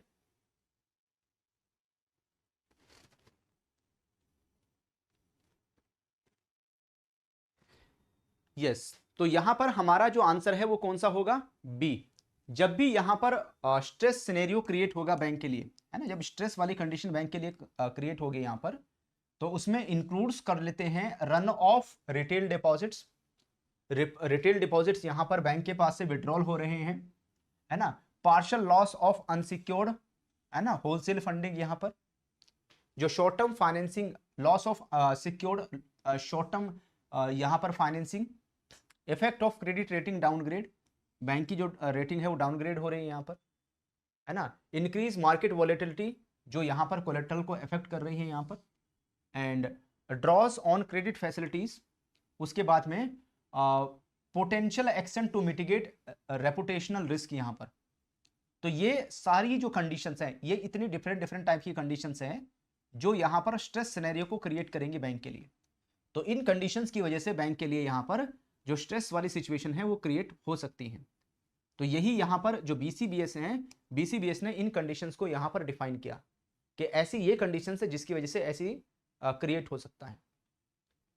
चलिए आ जाते हैं हम लोग क्वेश्चन नंबर 6 में। क्वेश्चन नंबर 6 को देखिए, what measure did Reserve Bank of India RBI to take assist banks in meeting their liquidity coverage ratio LCR requirement during COVID-19 pandemic as per the guidelines issued on 6th August 2021। तो अगर आप देखोगे यहाँ पर जो कोविड-19 pandemic वाली situation आई तो उस टाइम पर बैंक LCR मेंटेन नहीं कर पाए। तो बैंक LCR को मेंटेन कर पाए, आरबीआई की तरफ से यहाँ पर क्या सहायता प्रोवाइड की गई, क्या सहायता यहाँ पर दी गई उसके लिए।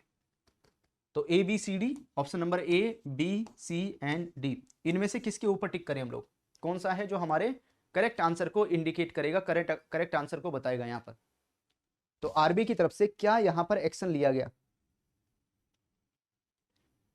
तो यस, यहां पर आरबीआई ने जो एमएसएफ में अलाउड है ना, जो मार्जिनल स्टैंडिंग फैसिलिटी, अगर आप देखोगे जो एमएसएफ में अलाउड है, मार्जिनल स्टैंडिंग फैसिलिटी में अलाउड है कि एसएलआर से सिक्योरिटीज निकालकर एमएसएफ में आरबीआई से लोन ले सकते हैं।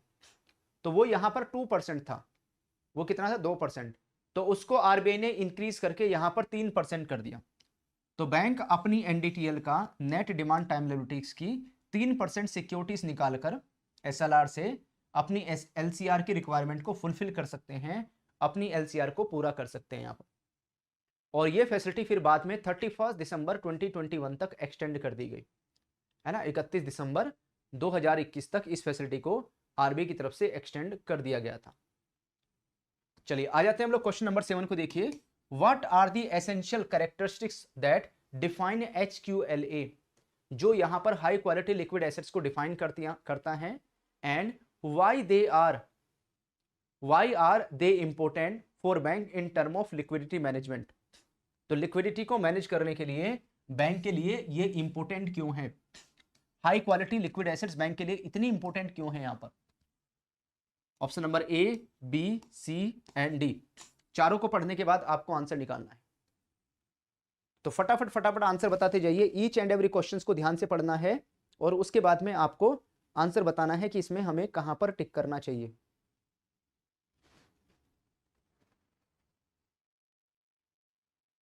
जो एचक्यूएलए हाई क्वालिटी लिक्विड एसेट्स, उसकी खासियत क्या होनी चाहिए, है ना। अगर हम एसेंशियल कैरेक्टरिस्टिक्स की बात करते हैं, जो यहां पर एचक्यूएलए को डिफाइन करता है, जो एचक्यूएलए को बताता है यहां पर, तो भाई एचक्यूएलए के जो की कैरेक्टरिस्टिक्स हैं वो क्या होंगे यहां पर। सबसे पहले जो एचक्यूएलए हैं उसमें जो एबिलिटी इंक्लूड है ना, जो इंक्लूड देयर एबिलिटी, उनको इजीली और इमीडिएट बेसिस पर उनको कैश में कन्वर्ट किया जा सके, यहां पर उनकी वैल्यू में मिनिमम लॉस हो, यहां पर लो क्रेडिट और मार्केट रिस्क हो, मार्केट रिस्क और यहां पर क्रेडिट रिस्क दोनों काफी लो होना चाहिए। एंड जब उनको कन्वर्जन करने जाएंगे तो उनकी वैल्यू में बहुत कम लॉस हो, यहां पर उनका वैल्यूएशन करना आसान हो यहां पर, उसके साथ साथ लो कोरिलेशन हो यहां पर रिस्की एसेट्स के साथ में, ठीक है, and making them crucial for the banks in stress scenario. तो अगर बैंक के पास में स्ट्रेस वाली सिचुएशन क्रिएट होती है तो वहां पर बैंक इजिली इनका यूज कर सके, इजिली इनका इस्तेमाल कर सके यहां पर, ठीक है। तो ये यहां पर इंपॉर्टेंट रोल प्ले करेगा। चलिए आ जाते हैं हम लोग क्वेश्चन नंबर 8 में। In term of market related characteristics, जब हम मार्केट रिलेटेड कैरेक्टरिस्टिक्स की बात करते हैं, what factor contribute to classification of an asset in HQLA. तो जब भी हम किसी एसेट को हाई क्वालिटी लिक्विड एसेट्स में यहां पर क्लासिफाई करेंगे तो ऐसे केस में मार्केट रिलेटेड फैक्टर जो खासियत है वो क्या होनी चाहिए।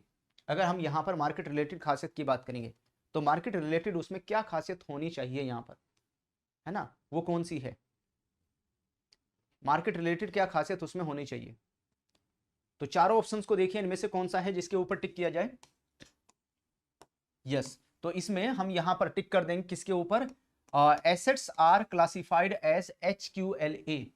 जो एसेट्स हैं वो हाई क्वालिटी लिक्विड एसेट्स यहां पर डिफाइन की गई हैं based on the characteristics.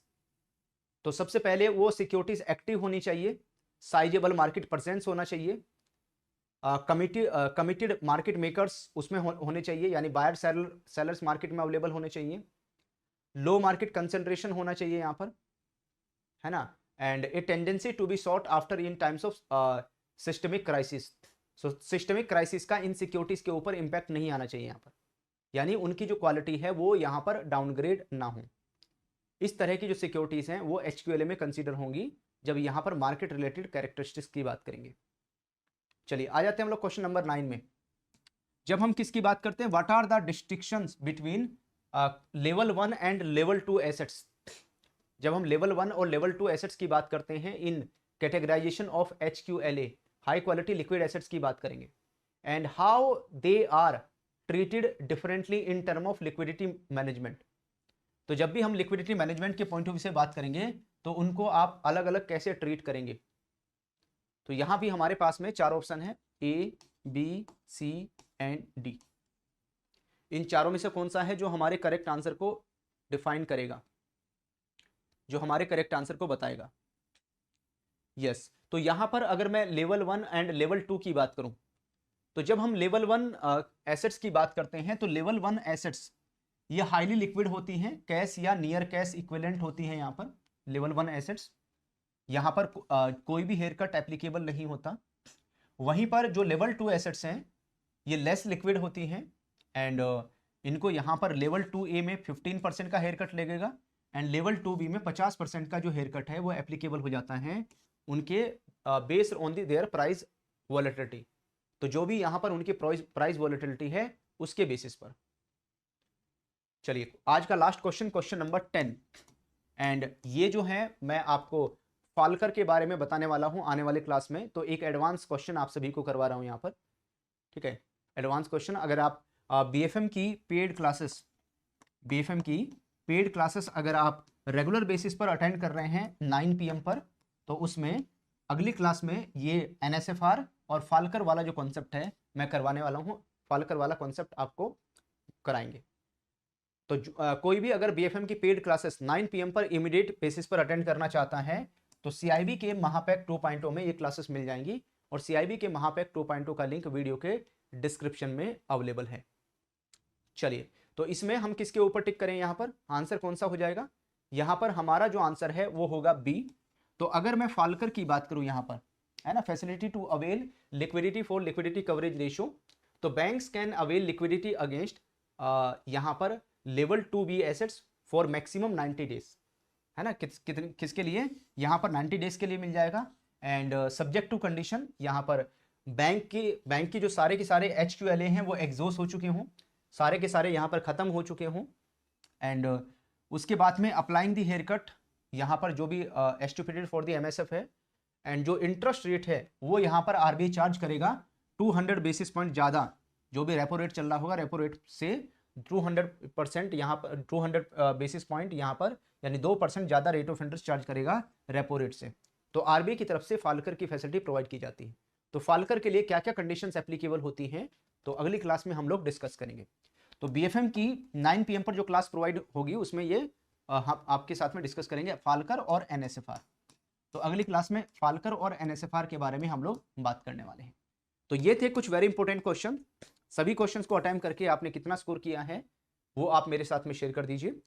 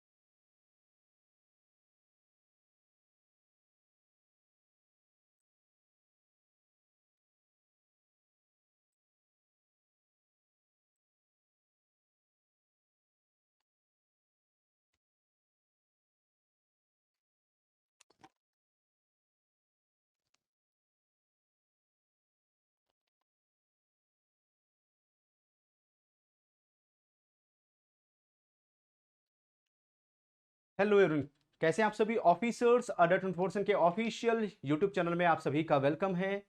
And जितने भी कैंडिडेट्स एस्पिरेंट्स हमारे साथ में कनेक्ट हो गए हैं, वे सभी को गुड इवनिंग और आप सभी का वेलकम है।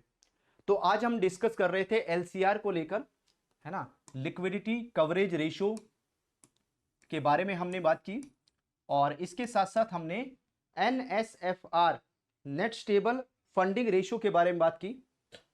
एनएसएफआर को लेकर हमारा डिस्कशन हुआ और इसी से रिलेटेड जो क्वेश्चंस हैं आज हम लोग डिस्कस करेंगे। इसी से रिलेटेड जो क्वेश्चंस हैं उनको लेकर डिस्कस करेंगे, उसको लेकर बात करने वाले हैं। तो ये है बीएफएम का यूनिट नंबर 18 और इसका हमने पार्ट 1 लास्ट क्लास में कवर किया था। आज हम इसका कवर करने वाले हैं पार्ट 2। बीएफएम की पेड क्लासेस आपको रेगुलर बेसिस पर प्रोवाइड कर रहे हैं। रेगुलर बेसिस पर जो पेड क्लासेस है आपको मिल रही हैं, और बीएफएम की जो पेड क्लासेस हैं आपको डेली बेसिस पर 9 PM पर प्रोवाइड कर रहे हैं। तो अगर आप वो 9 PM वाली जो क्लासेस हैं अटेंड नहीं कर रहे हैं तो उन क्लासेस को आप डेली बेसिस पर अटेंड करना जरूर स्टार्ट कर दीजिए। ये क्लासेस आपको सीआईबी के महापैक 2.0 में मिलेंगी। डेली बेसिस पर सीआईबी के महापैक 2.0 में आपको बीएफएम की क्लास 9 PM पर आपको मिल जाएगी। सीआईबी के महापैक का लिंक वीडियो के डिस्क्रिप्शन में अवेलेबल है, जिसके ऊपर क्लिक करके डायरेक्टली कल से आप जो क्लासेस हैं वो देखना शुरू कर सकते हैं। चलिए स्टार्ट करते हैं क्वेश्चन। एंड एक क्वेश्चन आपके सामने स्क्रीन पर आया है यहां पर, और अगर मैं इस क्वेश्चन की बात करूं, ये क्वेश्चन क्या कहता है, regarding the facility to avail liquidity for liquidity coverage ratio FALLCR, जिसको बोलते हैं FALLCR, फाल्कर फैसिलिटी होती है ये, जो आरबीआई की तरफ से बैंक्स को प्रोवाइड की जाती है अगर उनके पास में लिक्विडिटी की प्रॉब्लम आती है। तो what are its essential feature and condition under which banks can avail this facility. तो ये फैसिलिटी यहां पर बैंक को कब मिलेगी। तो ऑप्शन नंबर ए कहता है कि FALLCR allows banks to avail liquidity against level 1 assets only with a tenure of up to 30 days and a facility, जो फैसिलिटी है rate equal to the prevailing LAF repo rate without any additional interest. B कहता है under FALLCR banks can avail liquidity against level 2B assets for a maximum of 90 days subject to conditions like exhaustions of all other HQLA and applying haircut as stipulated for MSF with interest rate being 200 basis point above the LAF repo rate. C कहता है this facility is available for banks to avail liquidity against any HQLA without any haircut with an unlimited tenure and a facility rate that determine based on the bank's credit rating. D कहता है Falker permits banks to avail liquidity against level 2A assets only when they face a liquidity crisis with a tenure of up to 60 days and this is a facility rate that is 100 bps below the LAF repo rate to encourage quick liquidity access। यहाँ पर तो ये चार option है यहाँ पर। तो अगर हम फाल्कर की फैसिलिटी की बात करते हैं, यानी facility to avail liquidity for liquidity coverage ratio, LCR को मेंटेन करने के लिए आरबीआई की तरफ से लिक्विडिटी जो की फैसिलिटी अवेलेबल करवाई जाती है यहाँ पर बैंक्स को। ये फैसिलिटी बैंक्स को कब मिलती है यहाँ पर, अगर हम इस फैसिलिटी की बात करते हैं, ये फैसिलिटी बैंक को कब मिलती है। तो banks can avail liquidity against level 2B assets for a maximum of 90 days। जो यहां पर बैंक के पास में लेवल 2B एसेट्स हैं, अगर बैंक के पास में जो भी यहां पर लेवल 2B एसेट्स हैं उसके अगेंस्ट में बैंक यहां पर लिक्विडिटी की जो फैसिलिटी वो ले सकते हैं। लेकिन यहां पर कंडीशन वही रहेगी, सबसे पहली कंडीशन जो एप्लीकेबल है वो ये एप्लीकेबल होगी कि बैंक ने अपनी सारी की सारी जो ऑल अदर HQLA उनको एग्जॉस्ट कर लिया है, वो खत्म हो गई इसके पास में, ठीक है। एंड जो applying haircut as stipulated for the MSF, जो MSF के लिए हेयरकट एप्लीकेबल होता है वो लगेगा यहां पर, और आरबीआई की तरफ से जो भी लिक्विडिटी की फैसिलिटी प्रोवाइड की जाएगी यहां पर, उसमें आरबीआई रेपो रेट प्लस 2%, तो जो भी यहां पर रेपो रेट होगा प्लस 2% एक्स्ट्रा, इतना जो है वो रेट ऑफ इंटरेस्ट यहां पर चार्ज किया जाएगा आरबीआई की तरफ से। तो रेपो रेट प्लस 2% जो रेट ऑफ इंटरेस्ट है आरबीआई यहां पर चार्ज करेगा बैंक से, है ना, ये एप्लीकेबल होगा इसमें, ये लागू होगा यहां पर। चलिए क्वेश्चन नंबर 2 की तरफ मूव करते हैं। क्वेश्चन नंबर 2 को देखिए, what are the specific type of assets that are included as level 1 HQLA for the purpose of computing LCR of the banks and how should these assets be valued. इन assets को आप कैसे value करोगे यहां पर, एक तो वो बताना है, दूसरा जो लेवल 1 HQLA है LCR को कंप्यूट करने के लिए कौन से टाइप की जो एसेट्स है इसमें इंक्लूड करते हुए चलोगे। तो option number A, B, C, D, इनमें से फाइंड कीजिए, चूज कीजिए, इनमें से कौन सा है जो यहां पर करेक्ट आंसर को इंडिकेट करेगा, जो करेक्ट आंसर को बताएगा। इनमें से हम किसके ऊपर टिक करें, कौन सा है जो हमारे करेक्ट आंसर को इंडिकेट करेगा, करेक्ट आंसर को बताएगा यहां पर। तो अगर हम लेवल 1 HQLA की बात करें तो कैश एंड कैश इक्विवेलेंट, है ना, ऐसी एसेट जो या तो कैश है या कैश के इक्विवेलेंट है, उन्हीं को यहां पर कंसीडर करेंगे। तो उसमें गवर्नमेंट सिक्योरिटीज आ जाएंगी जो मिनिमम SLR रिक्वायरमेंट के बियॉन्ड है यहां पर, एंड उसके साथ साथ जो पोर्शन है with in the mandatory SLR requirement, है ना, अलाउ है MSF में, ठीक है, जितना पोर्शन MSF में अलाउ है SLR का वो उसमें कवर हो जाएगा। एंड उसके साथ साथ FALLCR and are consider level HQLA, और इसके साथ साथ जो बैंक है should value these at their current market value. तो जब यहां पर वैल्यूएशन करेगा बैंक इन एसेट्स का, तो ऐसे केस में जो भी करंट मार्केट वैल्यू चल रही होगी उसके हिसाब से यहां पर कैलकुलेशन किया जाएगा।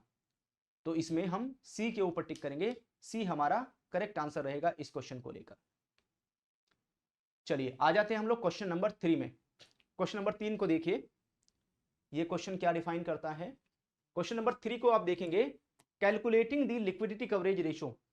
जब LCR को कैलकुलेट करेंगे यहां पर for banks, how is the ratio computed and what are its key components. तो जो बैंक का LCR कैलकुलेशन होगा, बैंक का LCR कैलकुलेट करेंगे, और यहां पर अगर हम की कंपोनेंट्स की बात करते हैं तो कौन से जो की कंपोनेंट्स हैं उनको कंसीडर करते हुए चलेंगे, उनको आपको पहचानना है।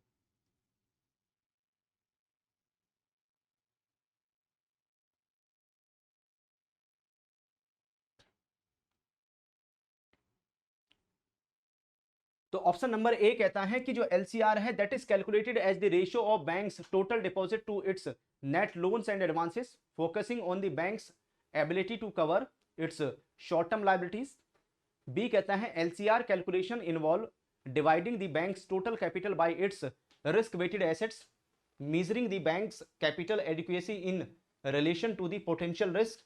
सी कहता है LCR is computed as the ratio of stock of HQLA, है ना, जो भी हाई क्वालिटी लिक्विड एसेट्स हैं उसके अगेंस्ट में बैंक के पास में जो नेट कैश आउटफ्लो है और नेक्स्ट 30 कैलेंडर डेज, तो जो भी नेट कैश आउटफ्लो होगा यहाँ पर ओवर नेक्स्ट 30 कैलेंडर डेज में, उसके अगेंस्ट में हाई क्वालिटी लिक्विड एसेट्स का जो स्टॉक है वो मेंटेन करना है।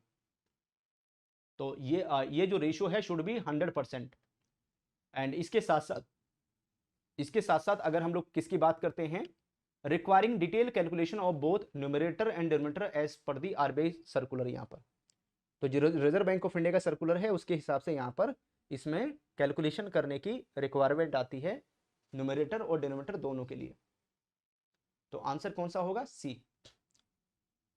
चलिए क्वेश्चन नंबर 4 को देखिए, what is the purpose of contractual maturity mismatch metric in the context of Basel III liquidity risk monitoring tools, and how does it assist in understanding a bank liquidity position। तो आपको बताना है कि जो contractual maturity mismatch है, जो contractual maturity mismatch है in metric in the context of Basel third, जब हम लिक्विडिटी रिस्क मॉनिटरिंग टूल्स की बात करते हैं तो बैंक की लिक्विडिटी पोजीशन को समझने में कैसे हेल्प करता है और इसका पर्पस क्या है। यहां पर ABCD में से चारों को हमें पिक करना है, चारों को देखना है, इनमें से किसके ऊपर टिक करें हम लोग। Option A, B, C and D, इनमें से कौन सा है जो करेक्ट आंसर को इंडिकेट करेगा यहां पर। तो अगर आप देखोगे जो मैट्रिक है वो आइडेंटिफाई करती है gaps between contractual inflows and outflows. जो भी यहां पर हमने कॉन्ट्रेक्चुअल रिलेशनशिप बिल्ड की हुई है एंड उसमें जो भी इनफ्लो हो रहे हैं और जो भी यहां पर आउटफ्लो है उनके बीच का जो गैप है उसको आइडेंटिफाई करने में काम करती है अक्रॉस दी डिफाइन जो टाइम बैंड्स है यहां पर, जो डिफरेंट डिफरेंट टाइम बैंड्स हैं उसमें कितना इनफ्लो है और कितना आउटफ्लो है यहां पर।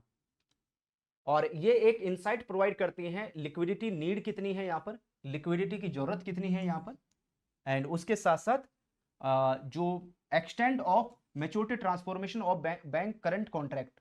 तो बैंक के पास में लिक्विडिटी की जरूरत कितनी है, नीड कितनी है, उसको ये डिफाइन करेगा यहां पर। और बैंक के जो करंट कॉन्ट्रैक्ट है ना, उसको भी ये इंडिकेट करेगा कि अभी बैंक की जो पोजीशन है वो क्या है यहां पर लिक्विडिटी को लेकर। तो इसमें हम सी के ऊपर टिक करेंगे, सी हमारा करेक्ट आंसर रहेगा। तो ये था हमारा question number 4।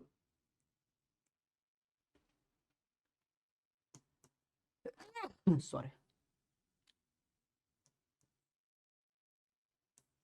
Question number 5, how does concentration of funding metric contribute to liquidity risk management in banks as per the Basel third framework. तो अगर हम किसकी बात करें, बेसल थर्ड फ्रेमवर्क की बात करें, यहां पर जो बेसल थर्ड फ्रेमवर्क है, concentration of funding metric contribute करती है लिक्विडिटी रिस्क मैनेजमेंट में, है ना, बैंक को कैसे करती है, how does. A B C D में से इसमें से भी 4 ऑप्शन है जिसमें हमें चूज करना है कौन सा है जो करेक्ट आंसर को इंडिकेट करेगा।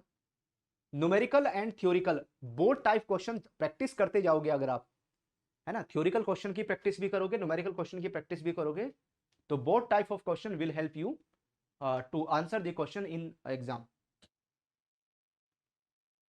यस, तो इसमें अगर हम क्वेश्चन नंबर 5 की बात करें, ये आइडेंटिफाइज करता है यहां पर, है ना, जो कंसंट्रेशन ऑफ फंडिंग मैट्रिक है ये आइडेंटिफाई करता है फंडिंग के सोर्सेस क्या क्या है यहां पर, ठीक है। तो that are significant enough that their withdrawal could cause liquidity issues, है ना, फंडिंग के सोर्सेस क्या हैं, अगर यहां पर विड्रॉल की वजह से अगर बैंक के पास में कोई लिक्विडिटी इश्यू क्रिएट होता है तो ऐसे केस में encouraging banks to diversify their funding sources across counterparties product instrument and currencies. तो बैंक को अपने फंडिंग के जो सोर्सेस हैं जहां से पैसा बैंक के पास में आ रहा है, तो जितनी भी सारी काउंटर पार्टीज हैं, जो भी प्रोडक्ट है, इंस्ट्रूमेंट है, करेंसीज हैं, बैंक को उनको डाइवर्सिफाई करके रखना चाहिए, उसमें डाइवर्सिफिकेशन होना चाहिए यहां पर, सो दैट अगर कोई एक सोर्स वीक पड़ता है, कमजोर होता है, तो अदर सोर्सेस से यहां पर जब रिक्वायरमेंट है वो इनफ्लो होता रहे, और जो कैश इनफ्लो है वो यहां पर रेगुलर बेसिस पर होना चाहिए, ठीक है, जो कैश का इनफ्लो है that should be on regular basis. चलिए आ जाते हैं हम लोग क्वेश्चन नंबर 6 में। What is the rational behind monitoring the liquidity coverage ratio. अगर हम रैशनल की बात करते हैं, वो क्या है, जब हम एलसीआर की बात करते हैं, by significant currency, and how does this contribute to a bank's liquidity risk management. तो बैंक क्या जो लिक्विडिटी रिस्क मैनेजमेंट है उसमें ये किस तरीके से कंट्रीब्यूट करता है, यहां पर एलसीआर, एलसीआर को लेकर बात कर रहे हैं। तो चारों ऑप्शन देखिए, ए बी सी डी में से कौन सा है जिसके ऊपर हम लोग टिक करें, चारों में से कौन सा है जो इंडिकेट करेगा करेक्ट आंसर को। जो पर्पस है इसका, अगर हम पर्पस की बात करते हैं, जो पर्पस है to identify any potential liquidity difficulties, bank के पास में कोई कोई यहां पर पोटेंशियल लिक्विडिटी डिफिकल्टीज तो नहीं है ना, कोई यहां पर करेंसी मिसमैच होता है यहां पर, है ना, कोई करेंसी मिसमैच होता है, एंड ये इस चीज को भी इंश्योर करता है यहां पर कि बैंक अपने पास में एडिक्वेट जो लिक्विडिटी है वो मेंटेन करता हुआ चले each major currency in which they operate. अगर बैंक किसी करेंसी में, जिन करेंसीज में ऑपरेट कर रहा है, तो ऐसे केस में बैंक के पास एडिक्वेट लिक्विडिटी यहां पर रहनी चाहिए, तो उसमें it will help to all the banks. चलिए क्वेश्चन नंबर 7 में आ गए हैं हम लोग यहां पर। क्वेश्चन नंबर 7 क्या कहता है, considering the Basel third liquidity returns. अगर मैं किसकी, बेसल थर्ड लिक्विडिटी रिटर्न्स की बात करूं यहां पर, तो what are the reporting requirements for banks in term of frequency and timelines for the different statements. है ना, किसकी बात कर रहे हैं हम लोग यहाँ पर, बेसल थर्ड की अगर लिक्विडिटी रिटर्न्स की बात करते हैं यहाँ पर, तो what are the reporting requirement for banks in term of frequency and timeline for the different statements, यहाँ पर जो अलग अलग जो स्टेटमेंट है वो सबमिट करने की रिक्वायरमेंट होती है। तो option number A B C D. तो जो मैंने आपको क्लास में टेबल दिखाई थी, है ना एक, अच्छा मैं दिखाऊंगा इसको, ये टेबल मैंने दिखाई नहीं है आपको, नेक्स्ट क्लास में आई थिंक अगर जो केस स्टडी सॉल्व हो जाएगी, क्योंकि आज हमने जो बीएफएम की आपको पेड क्लास प्रोवाइड की है, बीएफएम की जो पेड क्लास आपको प्रोवाइड की आज उसमें 9 PM पर आ रही है, 9 PM पर सीआईबी के महापैक में जो क्लास मिल रही है, तो आज उसमें हमने एलसीआर की केस स्टडी आपको सॉल्व कराई, एलसीआर की केस स्टडी कराई है। नेक्स्ट क्लास में हम आपको एनएसएफआर की केस स्टडी कराएंगे। तो जब मैं आपको एनएसएफआर की केस स्टडी कराऊंगा तो उसके बाद में ये वाले जो टेबल है वो भी आपको दिखाऊंगा। तो यहां पर अगर आप देखोगे रिपोर्टिंग रिक्वायरमेंट वेरी, जो रिपोर्टिंग की रिक्वायरमेंट है वो वेरी करती है, डिफरेंट डिफरेंट है, अलग अलग है। जैसे एलसीआर स्टेटमेंट है, फंडिंग कंसंट्रेशन स्टेटमेंट है, other information on liquidity are to be submitted monthly basis पर सबमिट होती है विद इन 15 डेज, 15 दिन के अंदर अंदर सबमिट करनी होती है। वहीं पर जो स्टेटमेंट ऑफ अवेलेबल अनअनकम्बर्ड एसेट्स वो क्वार्टरली होगी विद इन ए मंथ, है ना, क्वार्टरली बेसिस पर जाएगी, एक महीने के अंदर सबमिट करनी है। और वहीं पर LCR by significant currency monthly basis पर सबमिट होगी, ये मंथली रिपोर्ट जाएगी, और इसका जो सबमिशन है विद इन 1 मंथ होगा, एक महीने के अंदर अंदर इसको सबमिट करने की रिक्वायरमेंट आएगी यहां पर। चलो आ जाते हैं हम लोग क्वेश्चन नंबर 8। क्वेश्चन नंबर 8 को देखिए, what are the requirements for banks regarding disclosure of their liquidity coverage ratio in financial statement as per the guidelines. तो एज पर द गाइडलाइंस अगर हम लोग बात करें यहां पर, है ना, जो एलसीआर को लेकर है, तो उसमें जब डिस्क्लोजर को लेकर बात आएगी तो डिस्क्लोजर की रिक्वायरमेंट को लेकर, है ना, क्या रिक्वायरमेंट है यहां पर, तो A B C D choose कीजिए, इनमें से कौन सा है जो करेक्ट आंसर को इंडिकेट करेगा, इनमें से किसके ऊपर टिक करें, कौन सा है।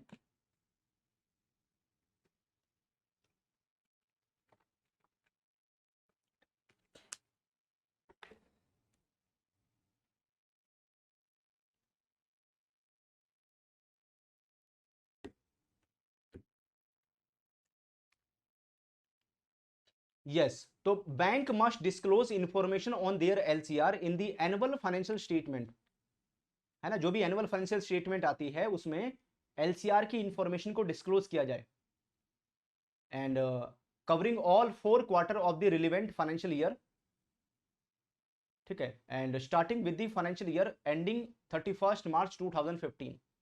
तो 31 मार्च 2015 का जो फाइनेंशियल ईयर एंड हुआ, उसके बाद से बैंक हर साल यहां पर अपनी जो एनुअल फाइनेंशियल स्टेटमेंट आती है उसमें डिस्क्लोज करते हैं। तो जहां पर कैश इनफ्लो के डेटा होते हैं, कैश आउटफ्लो के डेटा होते हैं, एचक्यूएलए के डेटा होते हैं, तो उसी के साथ में एलसीआर का जो डेटा है वो भी बैंक अपनी एनुअल रिपोर्ट में डिस्क्लोज करते हुए यहां पर आ रहे हैं। चलिए आ जाते हैं हम लोग क्वेश्चन नंबर 9 में। क्वेश्चन नंबर 9 को देखिए, अब आ गया है NSFR. Regarding the implementation of NSFR in the India, what are the key aspects and timeline as per the RBI guidelines. तो रिजर्व बैंक ऑफ इंडिया की क्या गाइडलाइंस हैं एनएसएफआर को इंडिया में इंप्लीमेंट करने को लेकर। तो ये करंट अपडेट से क्वेश्चन है एक तरीके से। तो यहां पर ए बी सी डी, इनमें से हमें फाइंड करना है, इनमें से देखना है कि कौन सा है जो हमारे आंसर को यहां पर इंडिकेट करेगा, जो हमारे आंसर को बताएगा कि कौन सा है जो करेक्ट आंसर है यहां पर। तो ये भी आज देख लिया था क्लास में, एनएसएफआर को लेकर जब थ्योरी की बात कर रहे थे, तो कोविड-19 की वजह से इंप्लीमेंट नहीं हो पाया था, ठीक है। तो इसको इंप्लीमेंट करने की जो डेट है वो 1 अक्टूबर 2021 है। डेट 1 अक्टूबर 2021 तक डिफर हो गई थी यहां पर कोविड-19 पेंडेमिक की वजह से। तो जो इंडियन बैंक है both solo and consolidated level पर, एंड जो फॉरेन बैंक ब्रांचेस है इंडिया में स्टैंड अलोन बेसिस पर, उनके ऊपर 1 अक्टूबर 2021 से ये इंप्लीमेंट हो गया है, लागू हो गया है। एंड बैंक्स को यहां पर पूरा 100% या उससे ज्यादा मेंटेन करना है एनएसएफआर। चलिए आज का लास्ट क्वेश्चन है क्वेश्चन नंबर 10।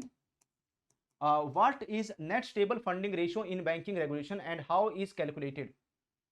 जो एनएसएफआर है उसको आप, ये क्या है NSFR क्या है यहाँ पर, एंड इसको आप कैसे कैलकुलेट करेंगे, ठीक है, इसको कैलकुलेशन इसका कैसे होगा, यहाँ पर किस तरीके से हम इसको कैलकुलेट करेंगे। तो ABCD 4 ऑप्शन है यहाँ भी हमारे पास में। तो भाई यहाँ पर जब NSFR की बात करते हैं तो दो पॉइंट यहाँ पर रोल प्ले करते हैं, ASF and RSF, available stable funding and required stable funding, ये दोनों रोल प्ले करते हैं यहाँ पर। तो NSFR में जो अवेलेबल स्टेबल फंडिंग और जो रिक्वायर्ड स्टेबल फंडिंग है उसका रेशियो कैलकुलेट करते हैं। इसका एम है यहाँ पर बैंक को ये इंश्योर करना कि वो अपने पास में स्टेबल फंडिंग सोर्सेस मेंटेन करते हुए चलेंगे, यहाँ पर जो भी लिक्विडिटी कैरेक्टरिस्टिक्स होगा उनके एसेट्स का and off balance sheet exposure का, उसके अगेंस्ट में अपने स्टेबल फंडिंग सोर्सेस को मेंटेन करते हुए चलेंगे यहाँ पर। तो इसमें बी के ऊपर टिक करेंगे, बी हमारा करेक्ट आंसर। तो these are the 10 very important questions. Okay, चलिए तो अपना स्कोर मेरे साथ में शेयर कर दो कि सभी क्वेश्चन को अटेम्प्ट करके आपने कितना स्कोर किया है यहाँ पर 10 में से। एंड कल मैं NSFR की केस स्टडी कराने वाला हूं। आप में से जो भी NSFR की केस स्टडी कल प्रैक्टिस करना चाहते हैं तो आज ही CIB के महापैक 2.0 में एनरोलमेंट कर लेना, सो दैट है ना कल से वो जो क्लास है वो मिलनी शुरू हो जाए। कल हम केस स्टडी, आप उस केस स्टडी की क्लास को अटेंड कर सके। वो जो क्लास है आपको मिलेगी 9 PM पर। ये क्लास 10 PM पर आती है, वो 9 PM पर आएगी। 9 PM पर वो क्लास आपको मिल जाएगी। उसमें हम NSFR की केस स्टडी डिस्कस करेंगे। CIB के महापैक 2.0 का लिंक वीडियो के डिस्क्रिप्शन में है, जिसके ऊपर क्लिक करके आप डायरेक्टली एनरोलमेंट कर सकते हैं। और अगर वहां पर नहीं मिलता है तो आपको एक काम करना होगा, गूगल में अड्डा 24/7 सर्च कर लो। जैसे सर्च करोगे तो आ जाएंगे आप adda247.com पर, और सबसे पहले अपने मोबाइल में Google play store, Apple store से adda247 एप्लीकेशन डाउनलोड कर लो। डाउनलोड करने के बाद में exam category JIB CIB select कर लीजिएगा। JIB CIB एग्जाम कैटेगरी जैसे सेलेक्ट करेंगे तो CIB जून 2024 को सेलेक्ट कर लेना है। एंड जो ऑफर चल रहा है, ऑफर का आज आखिरी दिन है, लास्ट डेट है CIB के महापैक 2.0 में। डबल वैलिडिटी 81, कभी भी रिमूव हो सकता है। आज रात 12 बजे तक ही ऑफर है, ठीक है, तो किसी भी टाइम रिमूव हो जाएगा। मंजिल बैच, एम बैच, नए बैच आए हैं, ये भी आपको इसमें मिल जाएंगे। जीत बैच इसमें मिल जाएंगे। BFM की जो NSFR की केस स्टडी आपको मिलेगी वो इसमें हम प्रोवाइड कर देंगे आपको CIB के महापैक 2.0 में। इसके ऊपर क्लिक करना है, live classes, test series, e books, video सब कुछ मिलेगा यहाँ पर। 3-4 हज़ार क्वेश्चन प्रैक्टिस करने के लिए बड़े आराम से आपको मिल जाएंगे। यहाँ पर आपको बाय नाउ के ऊपर क्लिक करना है। स्पेशल कोड है आप सभी के लिए, कोड रहेगा Y195, है ना, ये कोड टाइप करना है, अप्लाई के ऊपर क्लिक कर देना है। तो डायरेक्टली आपको 80% का डिस्काउंट मिल जाएगा यहाँ पर। 6+6 12 महीने की वैलिडिटी मिल जाएगी। डायरेक्टली 26,000 26,000 रुपये का डिस्काउंट मिलेगा। एंड 6499 6499 रुपये में CIB का महापैक 2.0 मिलेगा। 1% का एडिशनल डिस्काउंट मिलेगा कॉइन्स की फॉर्म में adda247 एप्लीकेशन में। जैसे उसके ऊपर क्लिक करोगे तो ये 6174 रुपीज़, 6174 रुपये में CIB का महापैक 2.0 आपको कंप्लीट मिल जाता है। यहाँ पर लिंक वीडियो के डिस्क्रिप्शन में, उसके ऊपर क्लिक करके आप डायरेक्टली उस CIB के महापैक 2.0 में क्लासेस कल से ही इंस्टेंट बेसिस पर देखना शुरू कर सकते हैं। आज मैंने LCR की केस स्टडी करवाई है, तो अभी एनरोलमेंट करोगे तो आज वो LCR की केस स्टडी आप लाइव क्लास का रिकॉर्डेड वीडियो अवेलेबल है, उसमें देख सकते हैं। कल लाइव क्लास ज्वाइन करके NSFR की जो केस स्टडी है उसको आप देख सकते हैं कि NSFR की केस स्टडी कैसी बनेगी एग्जाम में। ओके, चलिए फिर आज का सेशन हम लोग यहीं पर वाइंड अप करेंगे। Thank you all of you, happy learning and good night, bye bye.